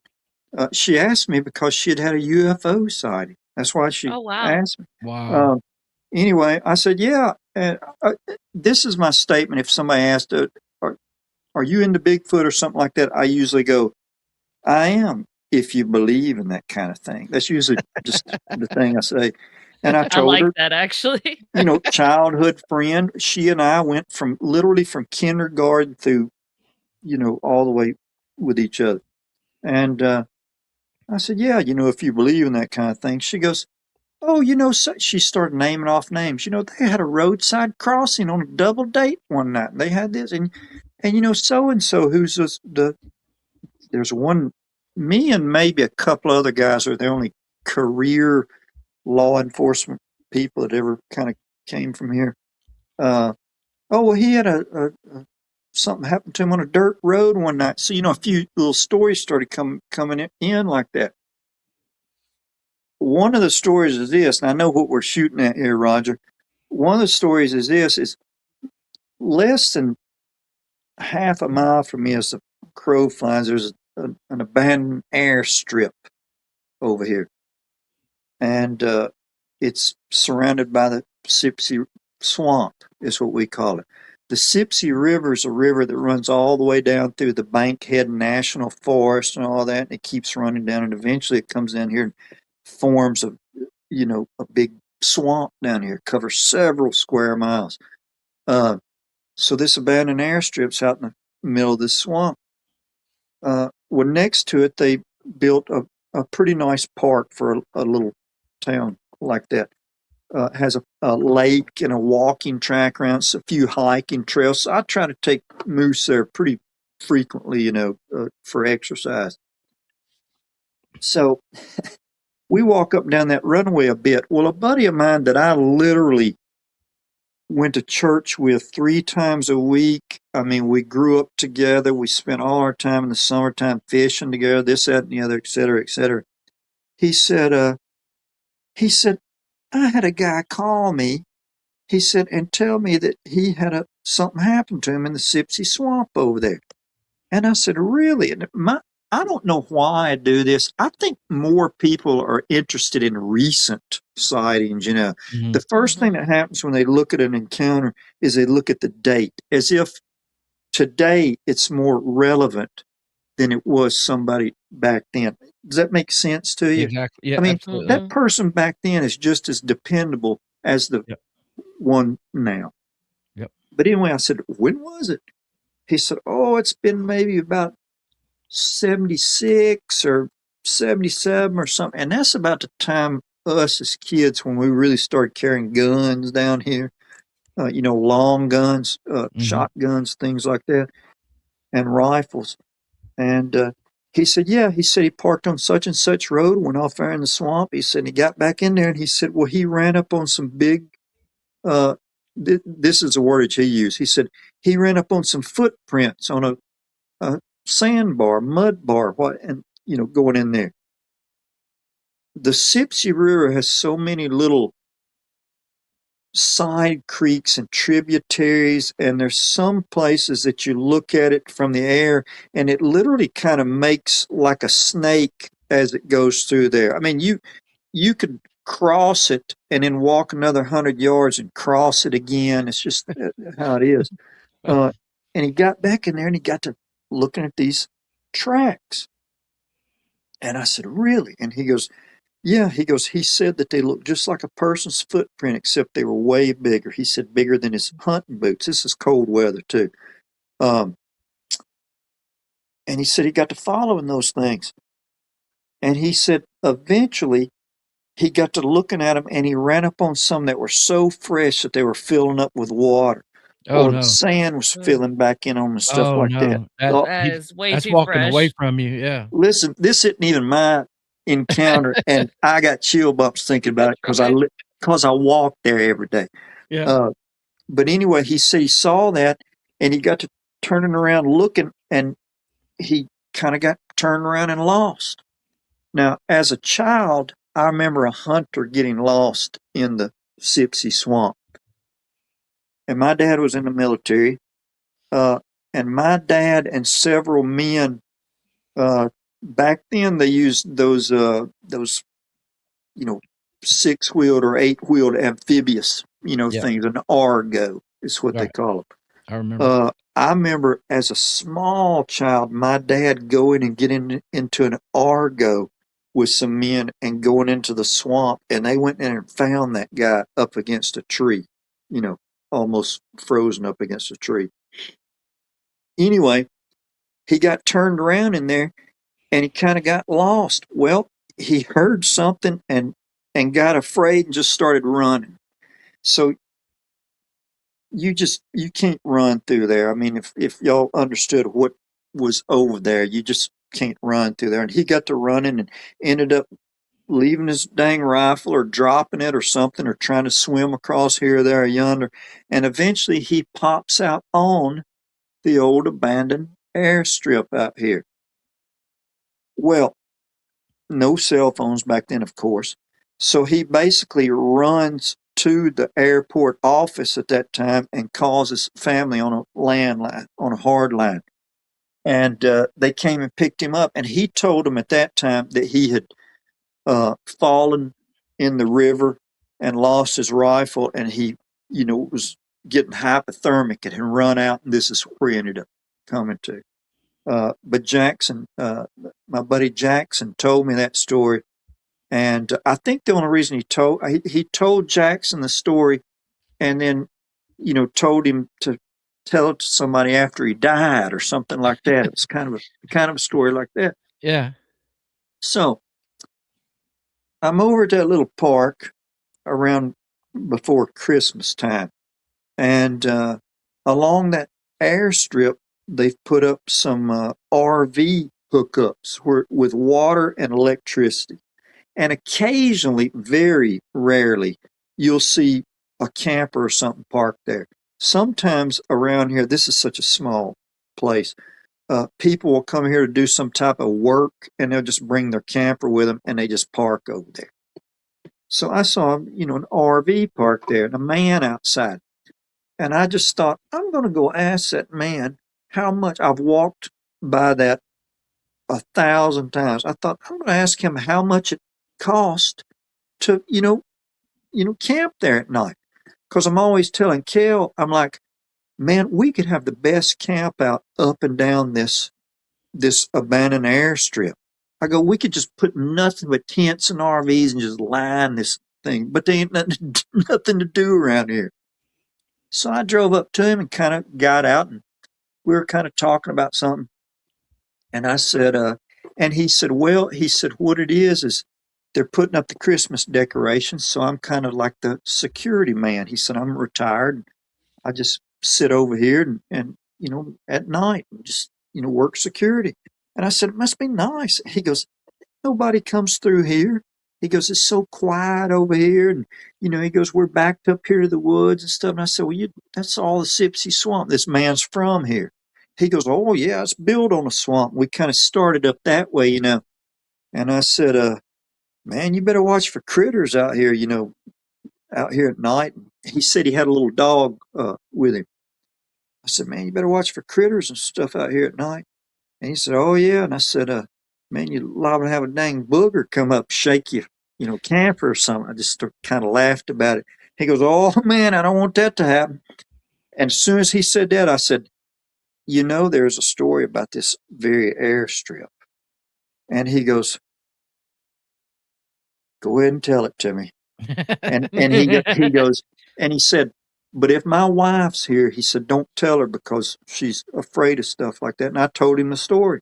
And we kind of just struck up a little conversation. He said, I don't know if I really believe, he goes, but I'm open-minded. And I actually told him, I said, I need to take you to a place and you meet me and speak to a man named Greg House one night. And I said, he can tell you a whole progression of things that happen to him, to a normal person. So we're kind of carrying on this conversation. And so I left. Well, me and Moose had stayed out there with the guy for dang 30 minutes. So I left and did my normal thing for maybe another week or so. And I'm hiking up one of those trails. And I run into an older black gentleman with a stick. Now, the first thing I did was I looked at the stick. I had to fight 2 dogs off of Moose a couple of weeks before that. I mean, let's put it this way. If I'd have been in a city, unfortunately, I think I'd have had to shot somebody's dogs. I mean, it got that bad. If Kill had been by herself, she would have really gotten eaten up. So I'm kind of looking at that stick. And as I meet the guy, I said, man, is that stick for beating off wild animals or walking? Or he goes, oh, my knee kind of gets messed up every once in a while. And I kind of use it. And I said, yeah. I said, and I mentioned the story about the dogs. And he said, oh, yeah. He goes, man, you got to be careful. He goes, way back here on that back side, he goes, a bobcat or a fox or something screamed at me over there, about a week ago. And I said, really? And he goes, yeah. And I said, are you sure? And he goes, oh, yeah, I'm pretty sure. And I said, man, you better watch out. I said, it might be something else screaming at you. That guy's face went so serious. And he goes, I told Kel, if you've ever watched Jim Carrey in The Cable Guy, and there's that part where Matthew Broderick starts trying to kind of explain to him how a buddy of mine has free cable, and I'm wondering if you could hook me up. And Jim Carrey gets real serious and goes, are you talking about illegal cable? That's exactly what this guy did. His face went serious, and he goes, are you talking about Bigfoot? And I didn't smile or anything. I said, I am. And he goes, he put his hands up. He goes, oh my gosh. He goes, I have so many stories. He goes, Aw. he goes, there's been so many things happen. And I said, are you serious? And he goes, that wasn't a fox or a bobcat. He was saying that because I always have Moose with me. So he thought, well, if I tell him that, then he'll just be generally cautious since he has a dog with him. Mhm. And he was trying to warn you in a nice way. That's pretty cool. he told me, he goes, I said, so do you still think it was I've never heard of bobcat, I don't think. I used to trap a lot. I've heard lots of foxes, but he said, nah, it wasn't one of those. And I said, really? And he goes, no. He goes, I've heard them before. He goes, I understand. I said, well, man, won't you tell me about it? So we just started kind of walking. And he told me where he lived, told me basically he lives along the edge of the Sipsey Swamp. So he starts telling me that he's lived there. There's generations of people there down a dead end road that I should not visit unless somebody takes where I'm invited. And I understand that. And he said, we've just had problems with them for years. And he said, we used to walk. He goes, the whole family He goes, lives down at the end of this road, and there's a whole bunch of houses there. He goes, mamas and kids and cousins and grandmamas and, that whole type of situation in houses. And he said, we used to get out and we like to walk at night. He said, because there's not a lot of lights over there, and there's not. And he said, it's nice walking up that road at night. He goes, and then, man, he said, it got to where any time I walked over there, something was, in the woods beside me. He said, and sometimes I thought maybe I could hear it cross over the road behind me and then end up on the woods over on the other side, paralleling me. Now, he was using certain terminologies that we use that we have adapted to like if I said years ago, I would have said, man, I was walking and I heard something in the woods beside me walking at the same pace. Now I would just say it was paralleling me. Right. And that's what he said. So I was kind of picking out stuff, and I thought, this guy's either started listening to maybe podcasts and stuff at one time because something has happened to him, or maybe he's just whatever. And he said, yeah, he said, I really got to where I definitely wouldn't walk at night. He goes, it just made me really nervous. And he said, there's other times, he goes, when we'd be over there and we'd pull up this road and drink and do things we shouldn't do. He goes, and he said, I had a couple of relatives that were tough characters. And he goes, we're out there one night, and he said, I think he said something. I can't remember if he said yelled or screamed. You'll have to excuse me. But he said something yelled or screamed at him. And he goes, and that relative looked at him and said, get in the truck. And he goes, if you're not in there when I get in there, he goes, I'm leaving you. And he goes, and he was serious. And he goes, and people took him serious when he said that. He goes, so we've just had stuff like that going. He told me, he said, they've logging's big down here.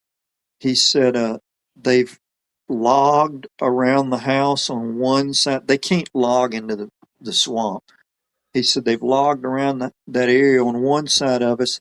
He said, but, we still have things happen. He goes, it doesn't seem like it's as frequent. And I asked him, I said, I really was trying to ask him without coming out and asking him.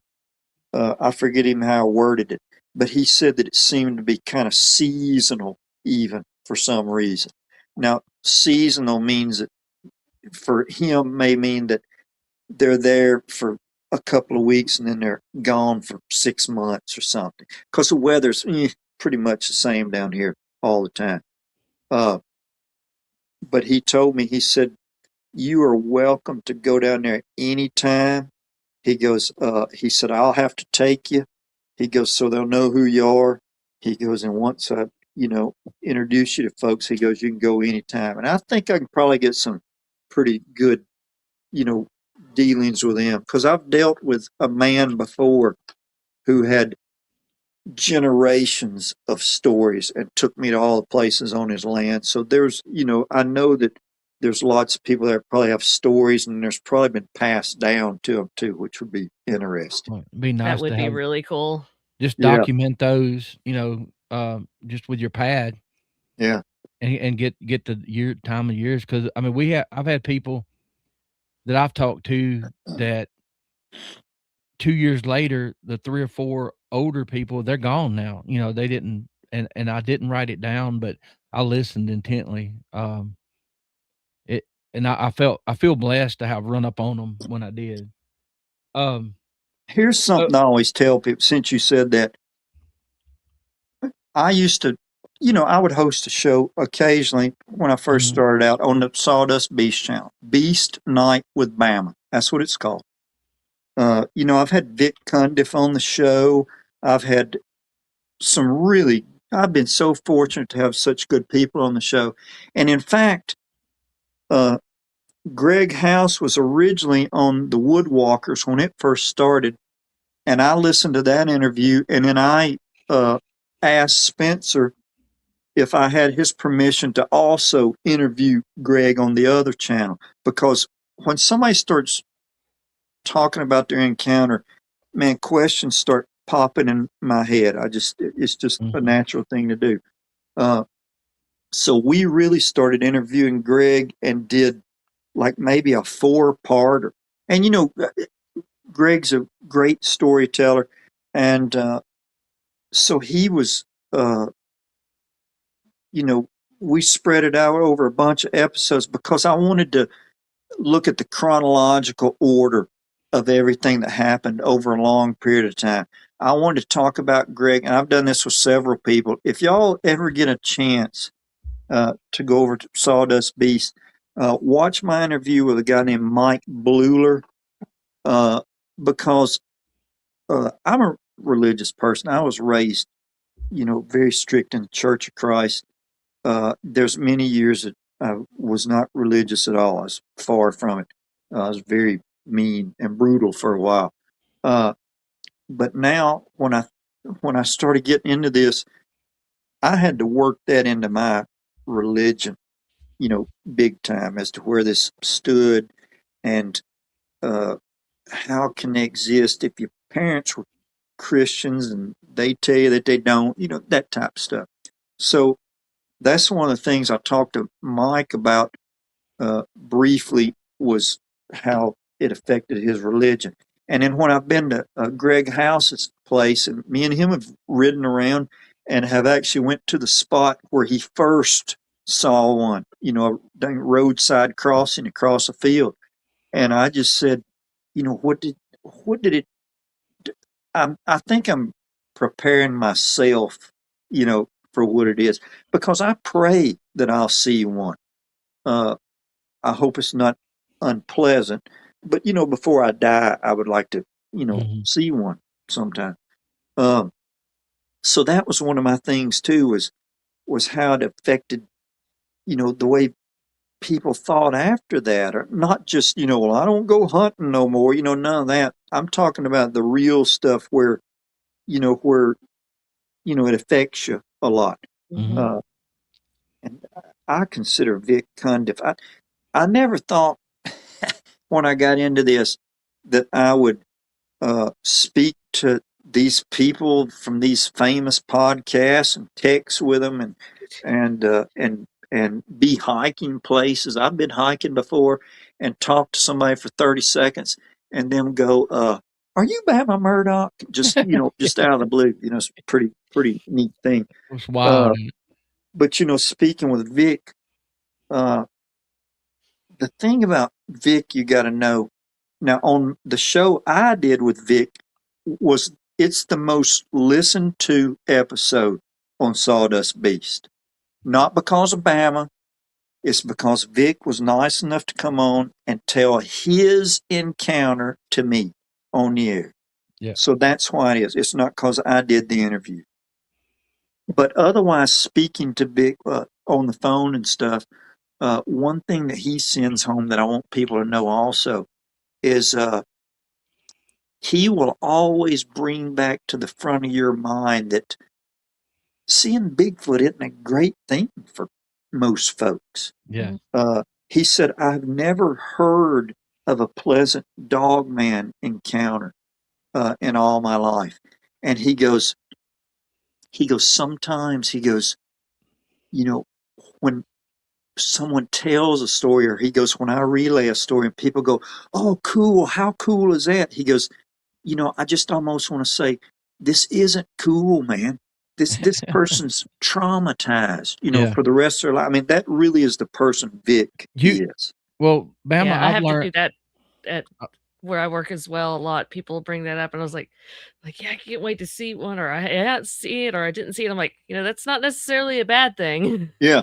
and I have to be careful because I've had a few times where, maybe I run out of questions or something. You have a really good guest on, and you ask about the feeling that they had or how it changed them, and usually it'll go pretty good. But there's been a few times where the person, I didn't know if they're going to make it through the rest of the interview because it all came rushing back to them, and you can see it. Bama, you interviewed people for other jobs who were trying to figure out things, and we've talked about that feeling never goes away. You may forget details or whatever, but you'll never forget how it made you feel. So yeah, here's what I told Roger when we were talking earlier. Man, I have interviewed. Now, I'm not talking Bigfoot stuff. Okay, I've interviewed tens of thousands of people over the years, and at their worst, I'm talking sex assault victims and survivors. Uh, victims of violent crimes, home invasions, stabbings, shootings, all that kind of stuff. So I've interviewed lots and lots and lots of people. And that's what I told Roger. I said, the thing that I learned, and because I was really around a lot of the same people, in a city of 1 million people, you're still around a lot of the same people all the time. And I told Roger, I said, as the years go by, I said, details will start to fade. I have lots of tattoos.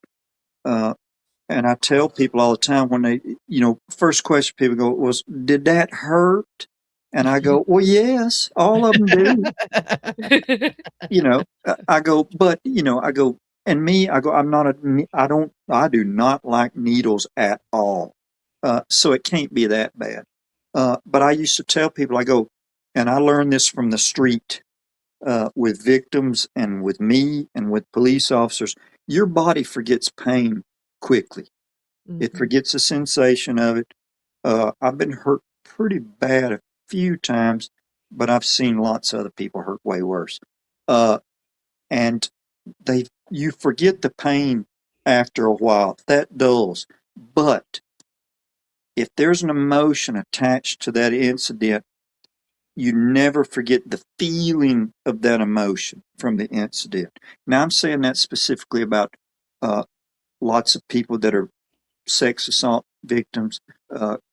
Kale here, she was a victim of we would have classified it as a strong arm robbery.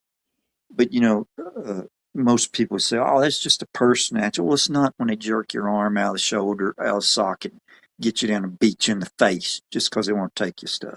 So, Kale says to me, now she carries a gun all the time.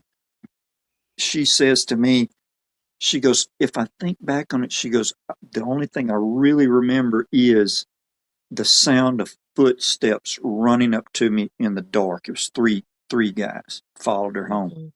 But the motion that goes along with that, all to say that. But yeah, that was my thing.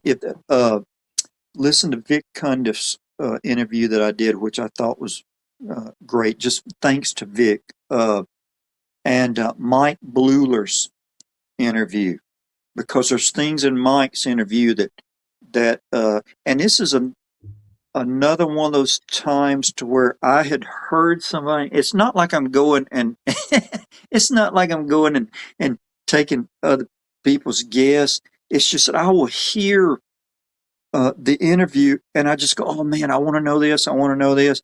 And a lot of times you can, when you get to interviewing them, when you ask a few things, it'll send them off in that direction. Me and Greg talk about this, that we use something on the street all the time to talk to us, and it's called verbal judo. It's what they call it. And it's basically knowing how to deflect certain conversations, how to lead certain conversations a certain way, and things along that line. And it's really funny because the guy who taught it to us, when he would use the verbal judo on us without us knowing it, we would realize it, and he would go whoosha.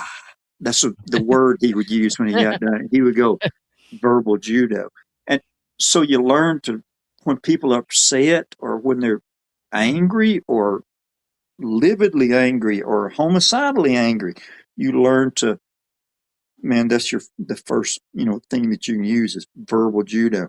So yeah, talking to some of those people, interviewing them, you could just, make them think of, oh man, I forgot that this happened. Those type things would come up.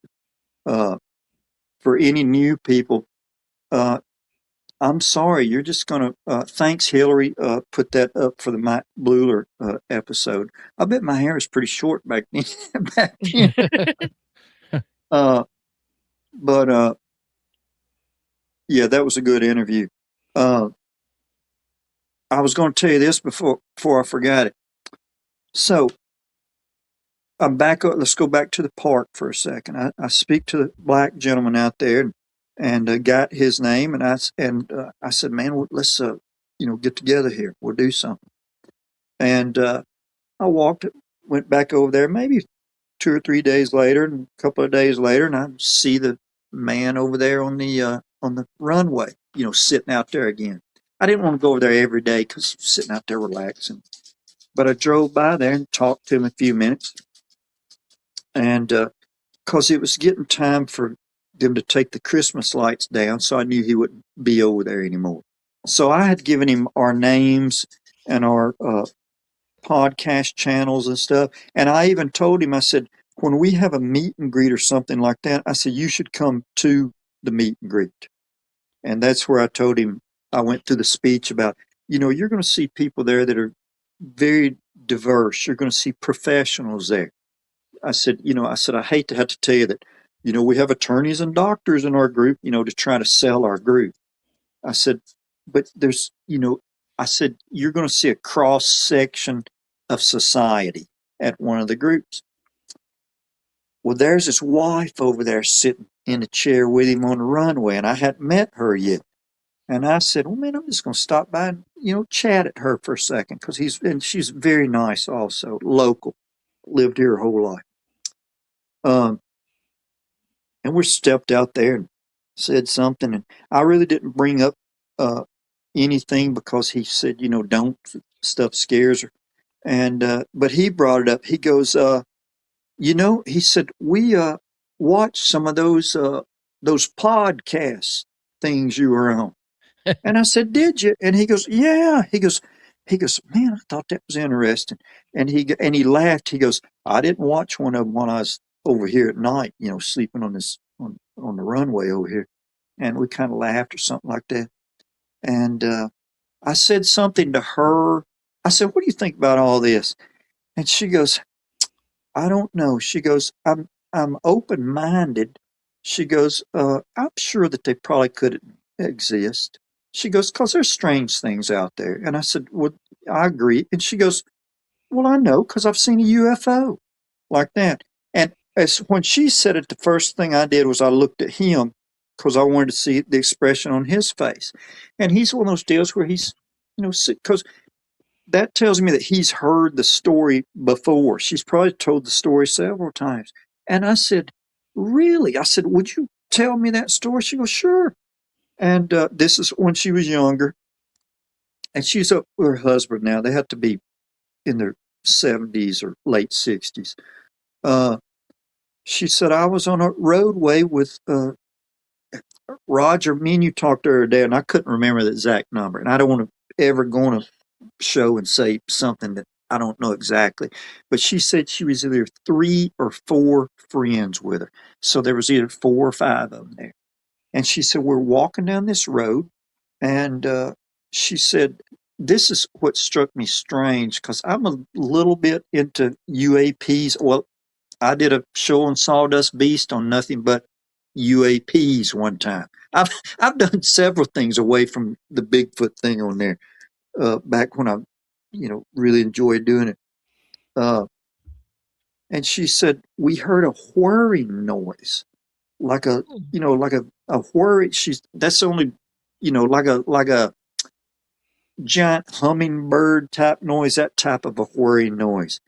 And she said, and immediately she goes, when all of us heard it, we just looked up into the sky, like almost straight up above us, And I said, well, what was the weather like? Could you see the stars? And she said, no. She said, because it was daytime.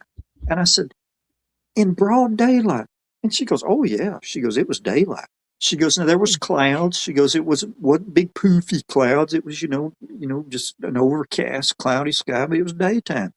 And she goes, and we heard the whirring noise. And of course, we immediately, as one, we just got our attention. And she said, and a silver disc. She said, very shiny. She said, came down from the cloud cover, just dropped straight down like that. And she said it was very shiny. And she said just kind of shaped like, she said, like what you would think a quote unquote flying saucer would look like, if you saw one. She said kind of like a big shiny coin. And I said, really? No kid. And I said, and just dropped out of the sky. I'm just talking to her. I said, just dropped out of the sky right there. She goes, yes. She goes, and we all just froze. She goes, we knew we were looking at something that wasn't a normal thing. And as she told the details of like shiny and the way it was shaped and round, she threw in there, she goes, oh, we knew that wasn't a helicopter. She goes, that wasn't no airplane.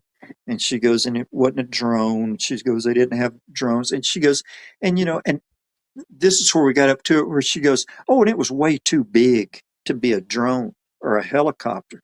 And I said, how big was it? And you had to imagine we're standing on this airstrip. I'm talking to them at their camper, and behind me is the park. So there's a lake, and there's wooded areas, and around there's a few pavilions that you can rent to have birthday parties or whatever you want.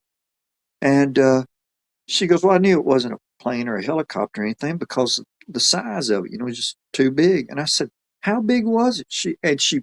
She pointed past me and she said, oh, it was easily as big as those the point. And me, by this time, man, I turned around. I'm like looking, and I said, that pavilion over there? And she goes, yeah. She goes, I said, the pavilion with the picnic tables. And she goes, yeah. And I just stood there and looked at that thing. I thought, holy mackerel. And you know me, Kel was over there hiking with me the next time, and I told her the story. In fact, we're babysitting this little fat old dog of her stepdad's. Bless his heart. He doesn't know anything. I've never anyway, we take him over on the runway and just let him, walk him up and down the runway because it's easy. We're walking up and down there, and I told her, I said, I need to go measure that pavilion. And she said, why? I said, and I told her the story. And I said, I need to go measure that. And I think I told Roger it was 20 by 35. And she was pointing, we're looking at it from the long side. So, and she said, oh, it was easier that big. It may have been a little bit bigger. So, she was looking at something that was, 40 feet, around, and I just thought, wow. But going back to super early when I talked about, our Sawdust Beast group, our whole general consensus was that, we were dealing with some flesh and blood something. And, it leaves tracks, and it makes vocalizations. And we just kind of, was going down that road. And, we used to kind of joke around about the dog man subject, and it was almost cliche to kind of joke around about it. But I think that everybody's kind of, me and you talked about this earlier about lights and orbs and things that we've seen, the metallic noise, we call it, which I've heard that one time. And if you're in it long enough, you just have to think that there's something more to it, because we've got lots of light anomalies and things. Now, I'm talking about things where there's several, but one time when there was, goodness, probably 20 people present,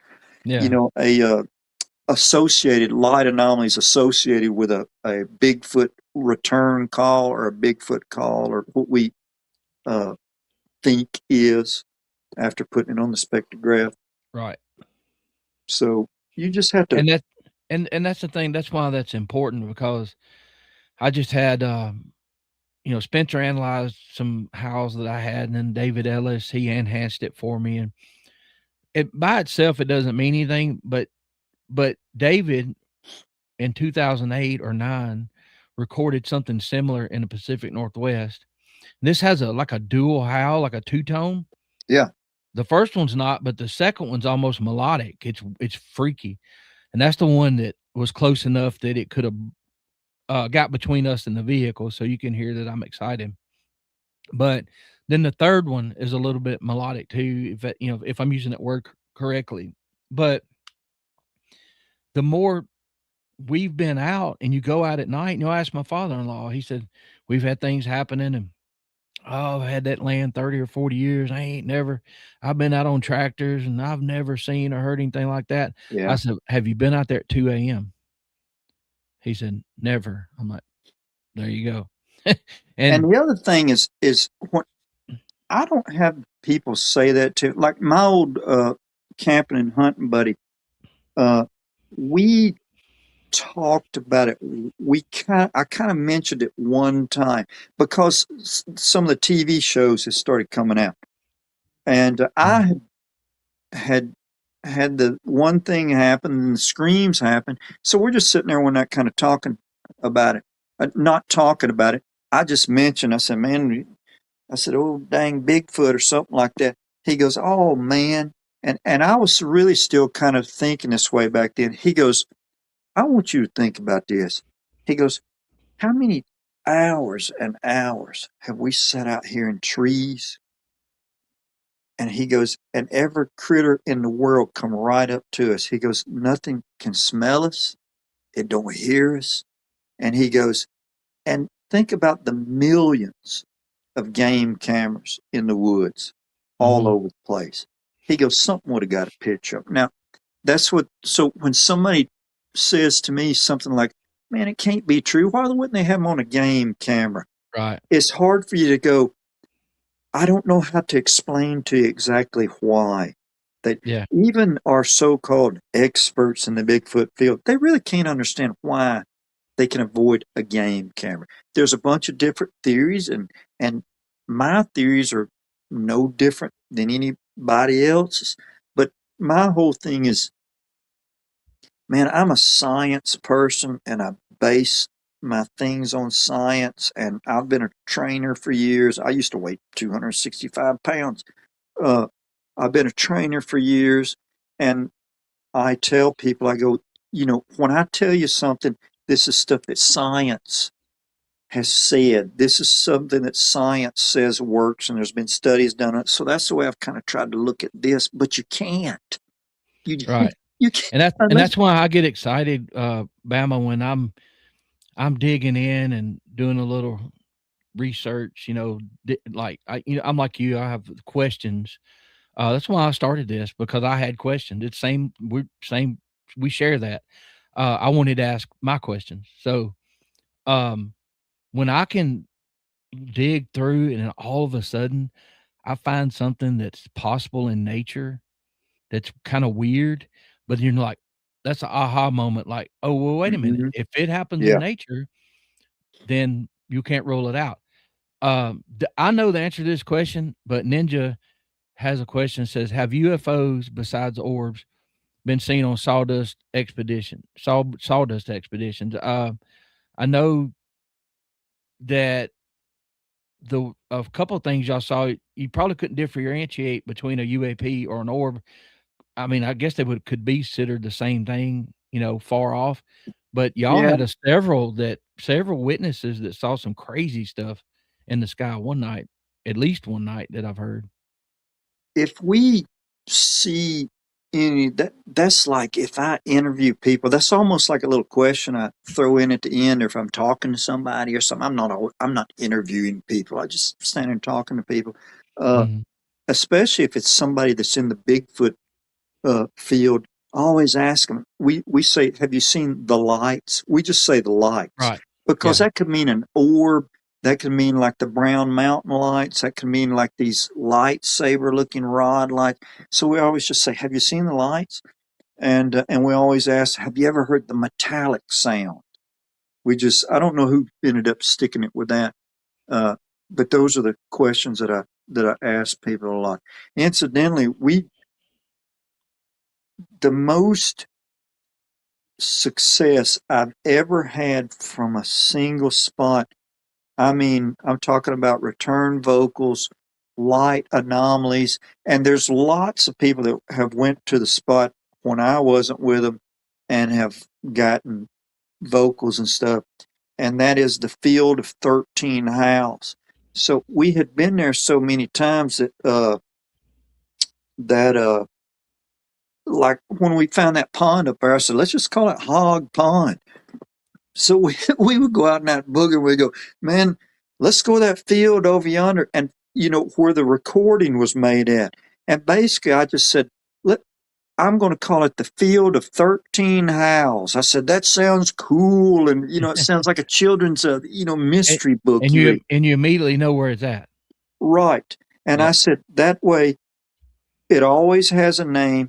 And I've told people a lot of times, I go, if you go into a podcast or something like that, I go, one of these days we're going to be dead, like some of our other Bigfoot people, have passed on over the years.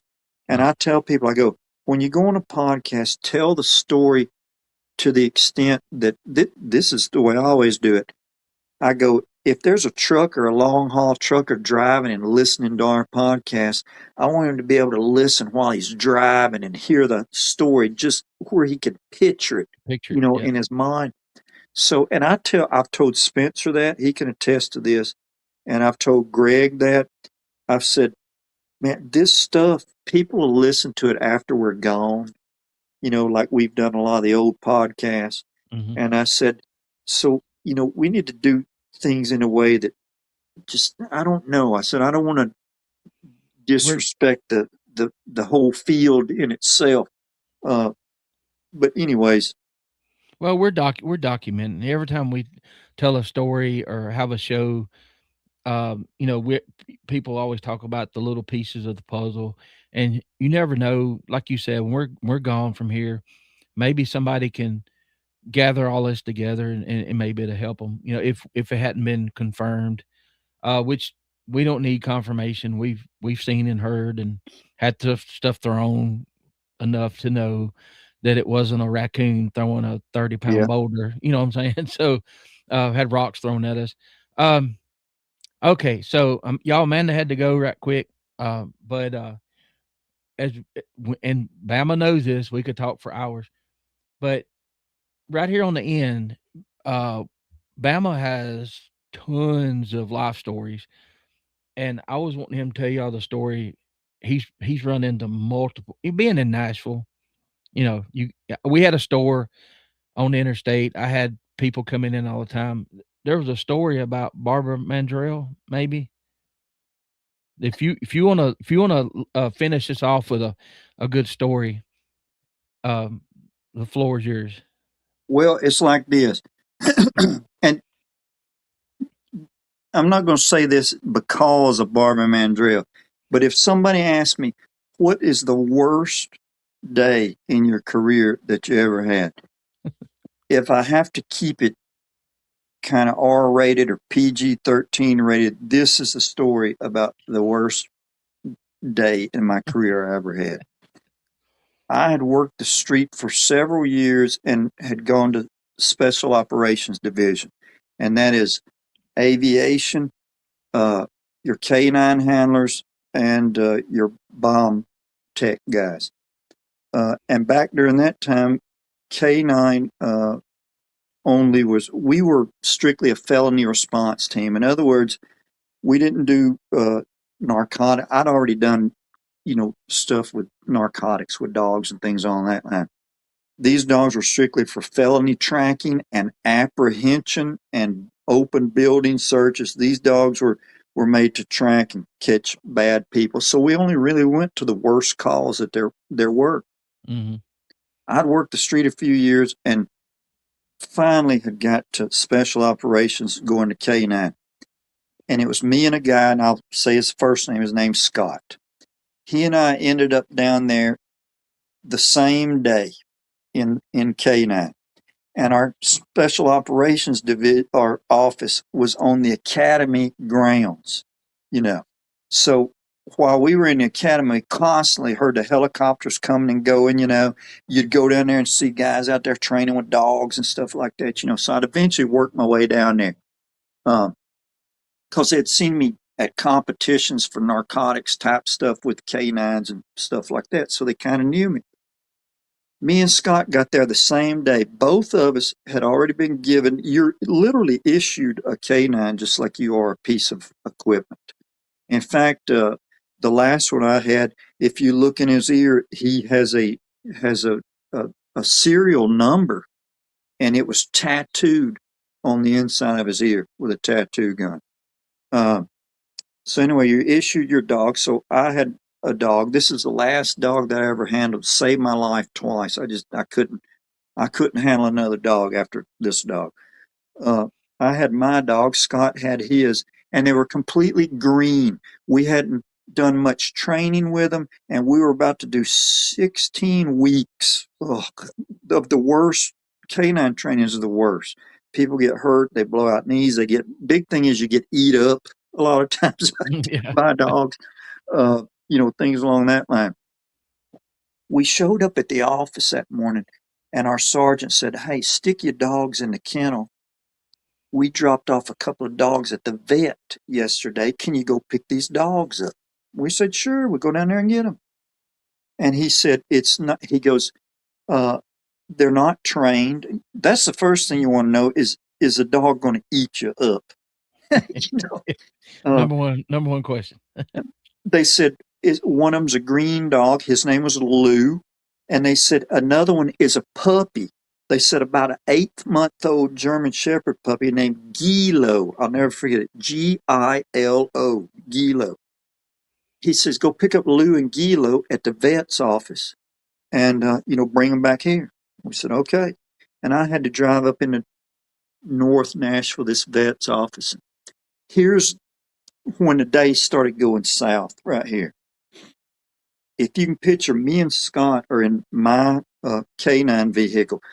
This is not a new vehicle, but it's a used vehicle in great shape that's never had a dog in it before. So they built me a wooden deck back then and took the seats out and that type of stuff. It's not like the fancy stuff you see today, but it was very nice, and I was very appreciative of it. So we're in this new fitted out canine vehicle driving to the vet's office. Well, as we start to pull into the parking lot, I see a lady cross a couple of lanes of traffic, and I told him, I said, "I hope that lady don't come over here and hit us." And that's the first thing that happened. A lady crossed 2 or 3 lanes of traffic having some type of a medical issue, and she ran into my front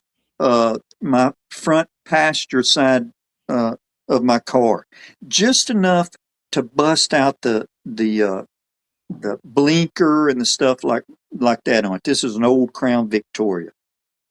And of course, we had to report it. We had to call and have somebody come, a traffic person come do it and all that type of stuff. Back then, if you're in a traffic accident, they suspend you. They take your vacation days away from you. So anyway, I was like, great. But it wasn't my fault. Okay? Well, Roger, we get that wrapped up, put those 2 dogs in the vehicle, and I told him, I said, "Let's take the back." This is my second mistake when I look back on it. I said, "Let's take the back roads back." I said, because it's hard to really get up on the interstate in a police car without having to stop. There's always somebody broke down or something in the lane of traffic or something like that. I said, "Let's take the back roads so we can get these dogs back to the office." Gilo and Lou's back there, and in every one of our cars, we had a cage behind us, and we took clips and we hung a bucket of water, so there's a bucket of water sitting on the floor behind me, clipped to the cage where they can have water. We're driving back, just driving through the country, and we are driving on a strip of road right in front of Barbara Mandrell's house. And the name of her home was called Fontanelle. It was the name of it. Now, when we would leave in a helicopter from the office, if we hopped over a couple of hollows, we were looking down at Barbara Mandrell's the world's largest log cabin at one time. And the reason we knew that is because she had a helicopter pad in the middle of this hollow where her log cabin is. I'm looking down like I'm looking out of the dang helicopter.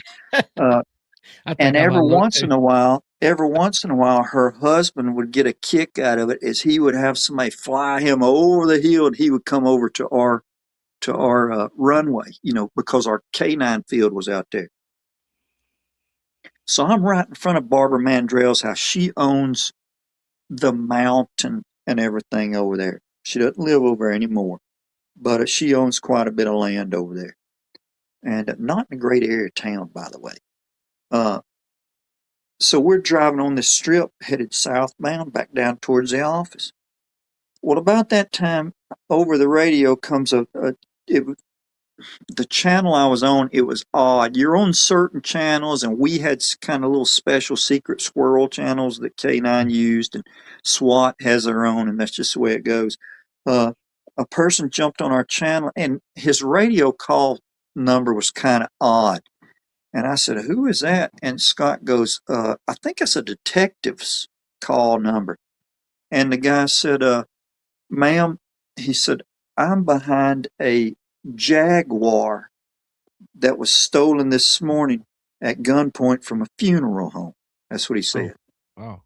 And he said, and she goes, 10-4.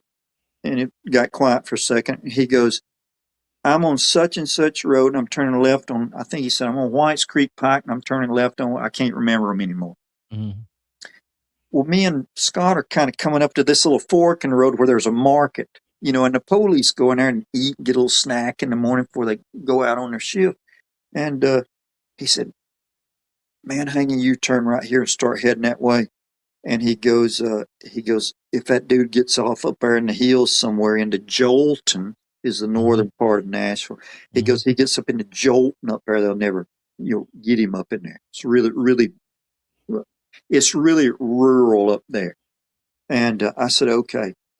Well, I hung a U-turn, and here's what's funny. As I'm hanging the U-turn, one of our other K9 guys who does not have a dog, he's one of the assistant trainers, we see him kind of pass us, kind of puttering up the road in front of us. Well, when we pull up behind him, I think there's two cars in between the front of my vehicle and the back of his police car, and I could see him. And this is a 45-mile-per-hour speed limit, straight road. So if you can picture this, driving up a straight road, you can't pass on this road. To the left is a huge, beautiful pasture. So you drop off, no shoulder, you drop straight off, and the first thing you come to is long barbed wire fencing all the way down the length of this field. I'm talking a field that's a quarter of a mile long. If you look to the right, you see beautiful fields that are mowed and stuff, and all this belongs to Barbara Mandrell. So it stays beautifully mowed. There's a log cabin sitting there, and little cabin things along that line. So picture that. We're driving up the road, and as we made that U-turn and started going up through there, this detective gets back on the air. And he said, "We just hung a left on such and such, and we're headed northbound." So we knew they were coming into North Nashville. And Scott looked at me. He goes, "Man, they're coming right towards us." Scott's man, he was a tough dude. He said, "They're coming right towards us." And I said, "All right." And back then I had a floor mounted shotgun rack. So it was over on the passenger side, just to the right of the console, and I had a secret button I could hit you had to unlock it, which I did on my shift. But after that, you had to hit a secret electric button, and it would pop the top of that shotgun rack open. So in K9, we got to legally carry these sawed-off shotguns. I mean, they were sawed down to the stocks, because most of the stuff that we were doing was room to room, really close contact stuff. So we had these sawed-off shotguns. But I happened to have a tactical shotgun that shot rifled slugs and all that type of jazz. So we're driving up there. I thought, oh crap. Now me and him's worked the street several years by now. We've done almost everything. I said, man, pop the rack on that shotgun over there. And bam, it popped open. And I remember looking up out of my windshield, and I could see the cars in front of me kind of tap their brake lights for just a second. Now, I put some distance in between me and them, I always do. But the police car on up there in front of us, I saw him literally swerve into the passenger. He was listening to the same thing we were on the radio. And I saw him swerve into the passenger lane of traffic just for a second. And what it was, he was meeting that convertible Jaguar with the top down, doing about 80. And we met that thing on that road. And he swerved into that front lane for just a second, and he sent that Jaguar off the right side of the road. Well, when I saw him make that swerve, and I watched the cars in front of me as it kind of left, I'm seeing this maybe, oh gosh, it can't be 70 yards in front of me taking place. And I remember the posts from that barbed wire fence just going over the top of that car. And it was just a mangled mess of barbed wire and fence posts just breaking off. I mean, going over the top of that car. Well, instead of riding it on out into the field, he tried to, overcompensate and come back up onto the roadway. Well, I saw him maybe go through, it was pretty quick, 7, 8 posts real fast. And man, he made that turn and came back up on the roadway. And I had just 1 second to think, oh man, this is it. I thought this is going to be it right here. The guy literally had a second. I mean, we had a second to look at each other. Like, I made eye contact. He is in a dang convertible with the top down, a Jaguar convertible, I just never forget that. Of all the cars to steal, of all the conspicuous cars to steal, you take a Jaguar convertible. Well, we made eye contact for just a second, and he didn't hit me head on. I ended up broadsiding him right about his front passenger tire. So I hit him right where the dang engine block was at, which is horrible. It don't give none or anything like that. He came across there, man, and when he hit us, I was looking at him, but as it came across, I could see in my peripheral. When he hit us, the first thing I saw was the white from. If you've ever been hit by an airbag, man, it's an experience. And I'd never been hit by one. Well, the sequence of events was, man, pop that shotgun rack, and Scott popped it. I looked up and I saw this coming, and I remember I had reached like this, and I was reaching down for something, the shotgun or something, and that's when he hit us, and it went white because those airbags, they come out 300 miles an hour, and then they deflate within. I've worked thousands of wrecks with them. That thing came out and hit me. Well, the first thing it did was it blew my hand off the wheel, and my arm hit me in the mouth. So, and I've been punched in the nose a bunch of times working. I got it bloodied my nose, and my teeth cut my lips on the inside a bunch. Didn't knock any of my teeth out, thank goodness, but it freaking just, but the thing was, it numbed my whole face. Well, at the same time, the airbag comes up. Scott had reached over and undone his seatbelt and had taken his seatbelt off. And I said, pop that shotgun rack. He took his belt off and reached down and was doing something. And then the guy hit us. Well, Scott goes through this airbag. And even though the airbag hits him, he still goes up, hits the windshield with his head, busts the windshield. And plus the hood just kind of comes in through the, part of the windshield, just, comes in on us. It was such a loud explosion and a white flash of airbags. And at the same time, it was almost like I woke up and I was wet. I was covered in liquid. Well, Scott had leaned over against me and was trying to kick the passenger door out. He was yelling, get out, we're going to burn up, we're going to burn up. Here I am soaking wet, and the first thing I thought was I'm covered in gasoline. Thought I'm Yeah. just going to burn up. And I've been to plenty where people have, burned up. And I'm trying to get my dang seatbelt undone, soaking wet. I don't know what's happened to two dogs in the back. Remember Lou and Gilo's in the back. Scott's leaned over on me. It's like I can hear him a long ways off, but that if you've ever been hit with an airbag, there's a propellant in there that's a black smoke, and it has a smell to it that'll definitely make you cough a lot. But if you've never had it happen before, you'll think your car's on fire. I mean, you really will. And he'd put our dang motor in our lap and the hood up into the windshield, busted out the windshield, and now there's smoke in the car, and I'm covered with something, and I can hear vaguely Scott screaming, get out, get out, get out. He kicks the passenger side out, and I remember God, I was so fuzzy. I remember looking, and I saw him as he went out the dang side window. Well, I started trying to get the door open, and of course the door wasn't open because it was all messed up. And I leaned over and I start kicking and kicking the door, trying to get the door open. I'm thinking, I got to get out. I got to get these dogs out, of this car. And kicking the door. It was so hot. It was in the dang summertime. And of all the things I felt, my face was numb. I mean, it was like I'd been to the dentist. I couldn't talk, and I knew there's blood, everywhere. And those airbags they'll take the hide off of you. So both my arms this arm was really abrased, and just the whole time I was thinking, oh, this is going to catch up to me in a minute. Oh, this is going to catch up. My body's, because, we've had people walk around dead for 20 minutes, didn't know they was dead yet. You know what I mean? Yeah.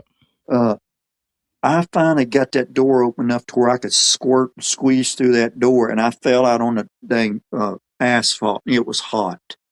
And I fell out on that asphalt, and I can remember on my hands and knees, and I was trying to, just kind of crawl and get to the back door, the back driver's door.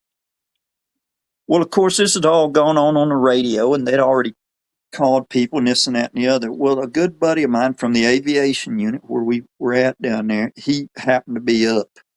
He liked to go up there in rush hour, and plus he'd like to go up, and if there were robberies or stuff like that, he'd kind of go, poach calls and help them out, So he had heard all this going on, and over there he came. Now, back then, we had two little four-rotored McDonnell Douglas helicopters. And to describe it to people, it looks like those that were on Magnum PI, like those little ones, a blue one and a black one. And at night, we flew that black one because we would just black out the lights and everything. And we'd go downtown, and I can say this now, we can go downtown and we would loop the bridge when all the tourists was in downtown Nashville. We flew that black helicopter between the wings of the Bat building one night. No in downtown. way. We No sure way. did. Oh my God. Anyway, that guy went back to the Army to fly Apache helicopters, by the way. But anyway, I think this was Andy that was up in the helicopter. And I can remember crawling, and y'all, it was like, I've had the thing happen to where people go, oh, your life flashes before your eyes. I've had that happen before where it was almost like they were flipping through a deck of cards. You know how you draw the little cartoons on there, but all of them were of me. I had that before one time on a bad thing. But everything was so slow, y'all. And I was crawling towards the back, and my hands were so hot, and my face was abrased from an airbag. My mouth's messed up. And I fell down on the dang pavement. I just thought, I got to get these dogs out of here. And I can remember looking up on the road, and he came over the roadway in that little helicopter, and that thing was agile. We used to chase coyotes and deer around with him, around the prisons and stuff like that. And we called the prisons, let them know first. Yeah. But I looked up, and he came across that roadway, and he was as sideways as you could get.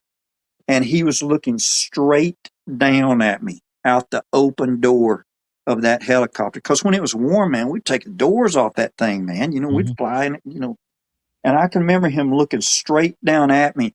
And I looked up and I just thought, oh my God. First thing I thought was, is this a dream? And then I thought, is this how I die?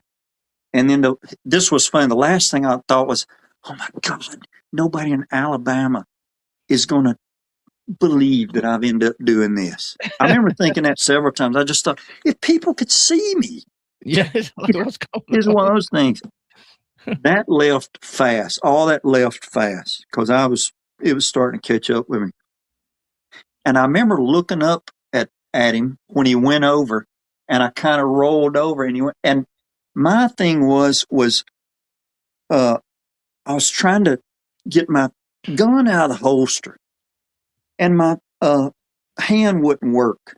I mean, I was beat up, and I couldn't get my dang gun out of my holster. And y'all, we wear holsters that it takes several steps to get the gun out of the holster. You don't just like pull the gun out. You have to literally go. I used to practice new holsters for, gosh, hundreds and hundreds of draw strokes to learn the 3 or 4 steps to use these particular holsters. Because, we've had people try to snatch my gun a bunch of times. And I'm trying to get my dang gun out. And when Andy goes over, I rolled over and I watched him and I blacked out for a second. And I can remember waking up. I'm just scurrying on there is just a carnage of dang cars and antifreeze and gas and stuff leaking all over this road. And I mean, it's just a 2-lane mess of a road, now covered with cars that have pulled up. And I'm crawling around the back of this car, and he came on over the top of me and came out over that field. And there was one nice little log cabin built out in that field. And when I came around the back, I'm crawling, and I looked, and I could see Scott running, believe it or not, across that field, running across there, dang limping with his pistol in his hand. And he's heading for that dang log cabin. Well, that's when I see Andy. He goes over the top of that log cabin, and I see him turn in sideways. And I've done this a bunch of times chasing people. He'll just fly around you like a mosquito with that helicopter. I've had people go, "Oh, I knew he was going to shoot them missiles at me." They'll see they would see the thermal on the bottom, Yeah. and they thought that it was shoot missiles at them. Yeah. And man, when he went over that dang top of that log cabin and cut it in there, you could hear the blades popping. And I kept thinking, oh, I know I'm going to hear gunfire. I know I'm going to hear gunfire, because I'm thinking, oh man, Scott's going to cap that dude, deservingly so. And I got to the ditch where it turned to gravel, and I rolled down, and I remember I passed out. I just was out. I mean, I was hurting. And I woke up once, and somebody had their hands on my head holding my neck, and they had their knees on each side of my head, and they were up above me, so they had their knees on each side of my head. The first thing I did was, and this is from people that had showed up, were watching all this. Man, when I woke up, somebody was holding my head. The first thing I went for was my dang sidearm. That's the first thing. I started to fight for my sidearm, and it was empty. It wasn't in there. And I remember them yelling at me. Everybody yells your last name, and there, 2 or 3 people yelling at me. And they're going, "Now be still, be still." And finally, somebody stepped in front of me on this slope, and they said, "I've got your gun." I mean, he literally took the gun like this and ran the slide on it where he had emptied it. Mm-hmm. "I've got your gun," like that. And I'm still hearing the helicopter over there. About that time, there's an unmarked, this is going to be the detective that originally had saw the guy and was chasing the guy, had run up on the car. He pulls down in there in a completely unmarked something. It was an older car. I mean, like a dang beater. I saw him pull down in there and go back behind that log cabin too. So now you got Scott, and you got this detective, and you got this helicopter, and that was the last thing I remembered. Now I'll get back to that in a second, but that's the last thing I remembered. Then I remember waking up because it was cool, and I was in an ambulance, and I'd never been. I'd never had me transported in the back of an ambulance. I've been in the back of ambulances gazillions of times. I've had somebody try to kill me in the back of an ambulance. Fun times. We'll talk about that one later. But I woke up and I can remember it was cool because they had the roof, the air things on, so it was really blowing cold air, and the back of my head hurt. This knot right here on the back, and I remember waking up and saying, "Can you?" And it was bright. And I said, "Can you put something under my head?" I just kept saying, "Roll up gauze, roll up gauze, roll up gauze." Put it behind the bone in my head because they had me on a flat backboard, which is horrible. And man, I was just in and out, in and out. And there was an officer sitting in the ambulance with me, which was very odd. You never ride in an ambulance with people to the hospital. Just you don't ride in with the suspects. You don't ride with good people. You don't ride with the police officers, whatever. So I thought it was odd. And I said, he said, it's all right. It's all right. I forget even who it was because that's how fast this went before you went on with the rest of your life and doing the same thing day after day. I asked him, I said, what about the dogs? I said, what about the dogs? He goes, they're fine. He goes, this is what he told me. He said, the bigger one, he didn't know their names. He goes, the bigger one was just scared. He's ready to get out. He goes, and that puppy, he goes, was inside that bucket of water when we went in there. So when he hit us, that was the liquid that I felt that I thought was gasoline. It was the water hitting me. Well, Gilo literally, here's what happened. He literally was slammed against the back of that cage and he fell down into the water. Yeah. Now, I can tell you from working, especially German Shepherds, they're tough.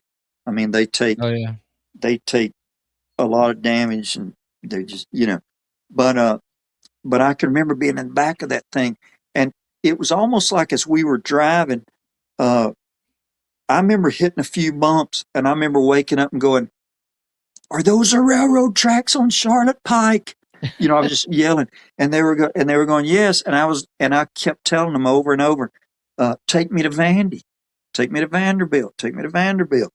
I was closer to a couple other hospitals, but I'm thinking about what I'm feeling and stuff like that. And I'm going, man, take me to Vandy, to the point that you would see a lot of guys on the gun range that when we would just wear our ballistic vest, they would take and put the message with white out on the front or the back. Take me to Vandy. That's no joke. Wow. On the back of their vest. Take me to Vandy. I had that on mine too. So off they take me to Vanderbilt. Now I'd worked around Vanderbilt, Edge Hill housing projects. I ended up being there for 17 years, I think, or so. So I've been in Vanderbilt hundreds of times, into the ER, car wrecks, stabbings, just the gamut, whatever. So they're rolling me into a place that I know and where people know me.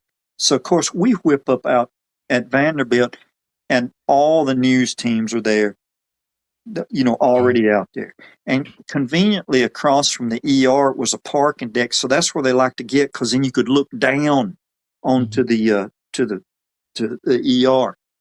And I can remember them opening the door, me seeing all that, a bunch of people out there and stuff like that. And, a bunch of police cars, everybody shows up and something like that happens. And I remember them rolling me in there. And of course, they'd already given me shots and needles. This is well before tattoos. So I really hated needles then. But it's funny how the things you remember. I can remember going in there, and the first thing they did, and I've seen them do this a bunch of times, but I didn't think about it until it was being done to me. And no, I'm not talking about a catheter either. Wrong. Oh Lord. I knew you was, I knew you was going to think that. I've got a catheter story that's excruciating, and it wasn't me. Yeah. Go ahead. And it was from the jail. I had to go to the hospital with a guy. Go ahead. Sorry. They started cutting my clothes off of me. Well, here's the thing that people don't realize. When you start working, they give you a certain amount of uniforms. Very few, maybe 2, 3, you know. So over the years, you have to accumulate uniforms, and a lot of times you spend your own money on good gear instead of the basic things that you're given. And especially working K9, we were the only ones besides SWAT that wore like the BDUs that bloused down into our boots. And so I had a pair of really good Danner boots on my feet. That's what we wore, were Danners. And I had some that were extra tall because we waded a lot of water and mud and stuff, working. And I can remember going in and out, and they'd given me something. So I think that's probably what was kind of knocking me out. But I remember waking up, and there's 2 or 3 of those nurses standing around me smiling, and they're like, we've got you now. And they were just laughing, because I come in there all the time. Used to, I would just whip up in front of the emergency room, and I'd go in and I would go, I need some gloves. And I'd just grab a box of gloves and, run out the door back then. So I wake up and they're like, we got you now, gloves, stealer, and just, stuff like that. So they start dang cutting my clothes off of me. Well, the person is down at my feet. I just begged this woman. I said, please. I said, don't cut my Danners off of me. I said, I just, I just got the K9 today. They're new, Here's what's funny is,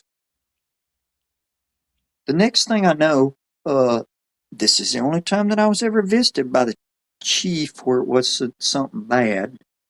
The chief showed up, kind of stuck his head in for a second. There's a few other people kind of stuck their head in. They didn't cut my boots off of me. And my whole thing, honestly, while I was laying there, as much as I was in pain, I just thought, the K9 that I was about to train, I had just taken him home for a few days. They let me have him maybe a week before I even got down there, just to be at home and stuff like that. So, man, it had taken me a while to get him out of the dog run. I'm going to be honest with you. He was intimidating. He was a spinner. He barked and he was a tough little rascal. And my whole thing was, man, here I am laid up here at Vandy, and my dog's back at the dang office in the kennel, and I just kept thinking that, man. And the thing about him was, they had tried to train him, and then they gave the guy a different dog, and they put the one I got, back in the kennel. So I remember when I took that dog out of the kennel, I can remember taking him outside, and that dog was so happy to be on grass and sky, and he was the best street dog I could ever have. Anyways, I was just thinking, man, I need to get back to my dog here. I'm laid up at Vandy with IVs, and they're trying to cut my clothes off of me. By this time, I don't have any clothes. I ain't got nobody to bring me no dang clothes either. But anyway, here's what's funny is, I ended up leaving. I've never spent, as bad as I've been hurt a few times, I've never spent a night overnight, at a hospital. I got home. I forget how I even got back to the K9 office or whatever. But I told him, I said, don't take me home. Take me to the K9 office. So they took me down there, and man, that's the first thing I did, is walk back there to where my dog was. Now he's looking at me like a little different, because I'm beat up, and just limping around and hurt. That's all the stuff I feel now. I turned 59 last week, and that's where all these aches and pains and come from. But it's funny. I went and got him, and I made it back to the house. I never, other than just hurting, it wasn't that bad. I think I'd had as bad before at work, but I went home and it was on the news.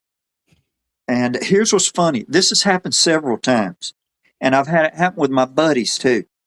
I'm sitting watching the news, and the live broadcast comes on, where they're live. Mm-hmm. And they go, we want to go to Vanderbilt University right now. And where this, and that's the first time I'd seen pictures of the cars, the scene, the wreck, all that stuff. And when I looked at it, I was like, man, I just thought that really is a second time in, a few years that I absolutely should just be dead.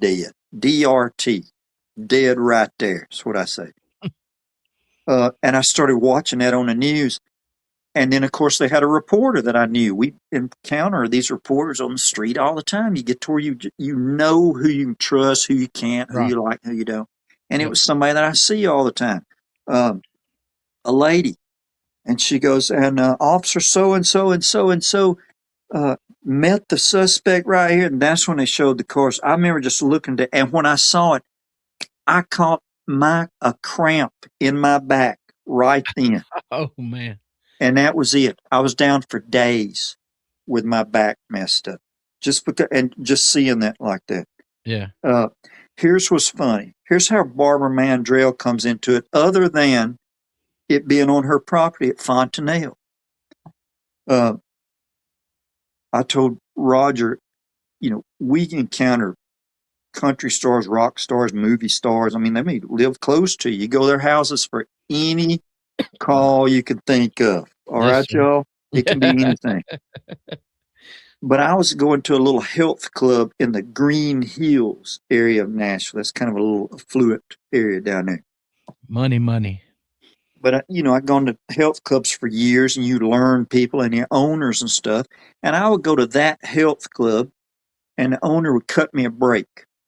He said, man, I'll cut you a break because you're a police officer. And I always went right after work. So there's a police car parked out there. This is where all the stars went to. So you might see people from Rascal Flatts. Leanne Rimes came in there. There's lots of comings and goings of people that are famous, but you don't really know who they are, that type of thing. You just don't bother people. It's a little small place, intimate place. But in walks Barbara Mandrell one day.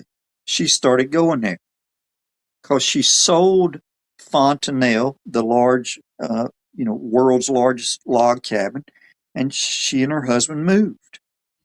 And there she walked in. Now, I've seen a few rock stars that I was kind of starstruck by, and then I'd get to talk to them, for an extended period of time. Or I've even had a couple of them ask me to go places with them, like rock stars. Mm-hmm. But she came in, and I was kind of a little starstruck because immediately when you see her, you just go, holy mackerel, that's Barbara Mandrell. Yep. She's legendary. And her husband, this is how I got to where I talked to her. Her husband always wore these funny T-shirts. And it would say something like, this is what cool looks like, or something like that. Just little funny sayings like you order the T-shirts. And he was always with a trainer. And, just an older guy. And they're training really nice. And of course, just being in there at the same time, you get in this small place, you get to where you know each other by face and stuff like that. And eventually they'll be beside you, and maybe one of the trainers there goes, well, this is so-and-so or something. And Barbara Mandrell goes, it's very nice to meet you. And I said, it's nice to meet you. I said, I was almost killed on your property about 5 years ago. and she just kind of looked at me, and I said,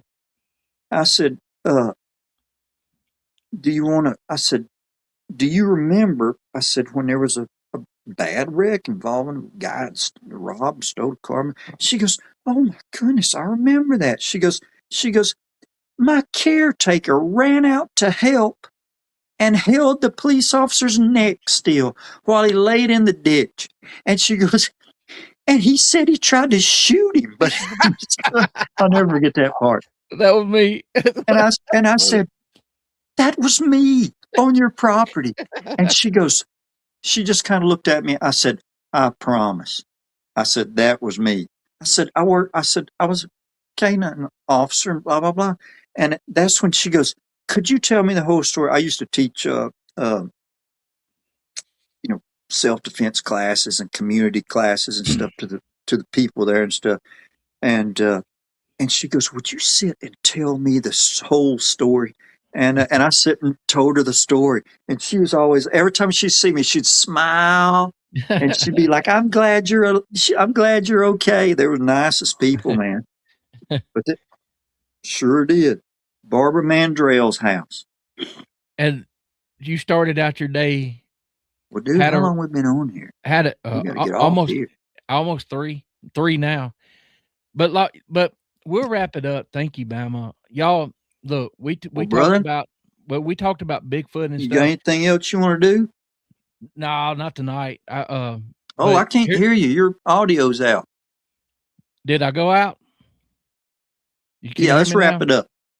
All right. So, this show is about turn it up on the TV right here. Bigfoot and other things and hey, if y'all can hear me, man, thanks to everybody in the chat. I always say this, and I mean, I hope I was worth your time, and it's just nice to see everybody's names. It's like my family, and I appreciate Roger. I appreciate you too, brother. I love you. Anytime. Appreciate you coming on, and I'll leave y'all with this. Yes, we do talk about Bigfoot and things, but we also want you to get to know everybody, because I think that's important. If you're going to listen to people tell stories, you get to know them, how they're made up and everything. So we're going to leave out of here. Thank you, everybody. Thank you, everybody, for being here. Bama, welcome back anytime, brother. We're going to end it. Y'all have a good weekend.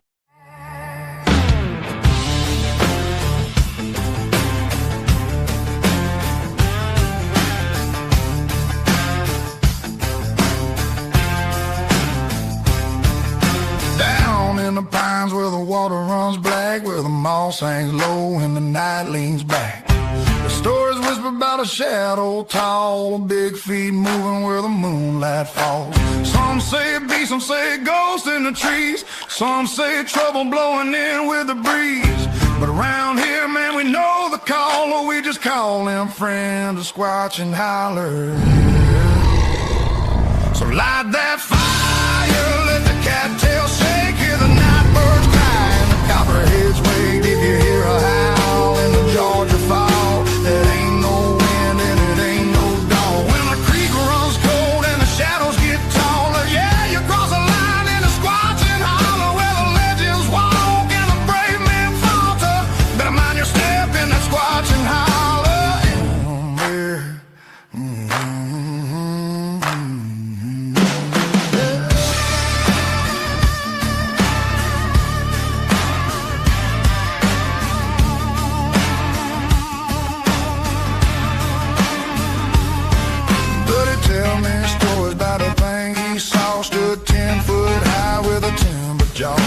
Red eyes burning like a summer cold. A left track's big enough to swallow your soul. But the old folks laugh, say don't you fear. Critters been living here for hundreds of years. Treat them with respect when the moon gets smaller, and they'll let you live in Squatchin' Holler. So light that fire, let the swamp drum roll. You can hear that beast right down in your soul. If you hear a grunt from the river call, it ain't no bullfrog barking at all. When the swamp runs still and the crickets get softer, you're not alone in that Squatchin' Holler, where the brave think twice and the fools walk far. But Lord, keep watch on that Squatchin' Holler.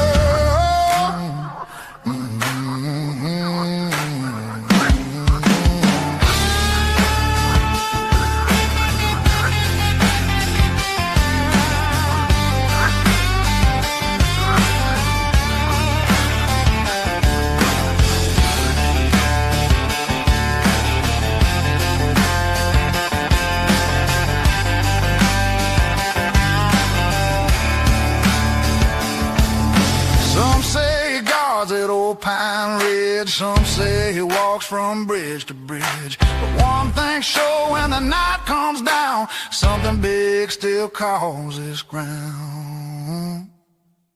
So bank that fire, let the night catch a glimpse through the midnight holler. Just nod your head, don't scream and holler. 'Cause a wild runs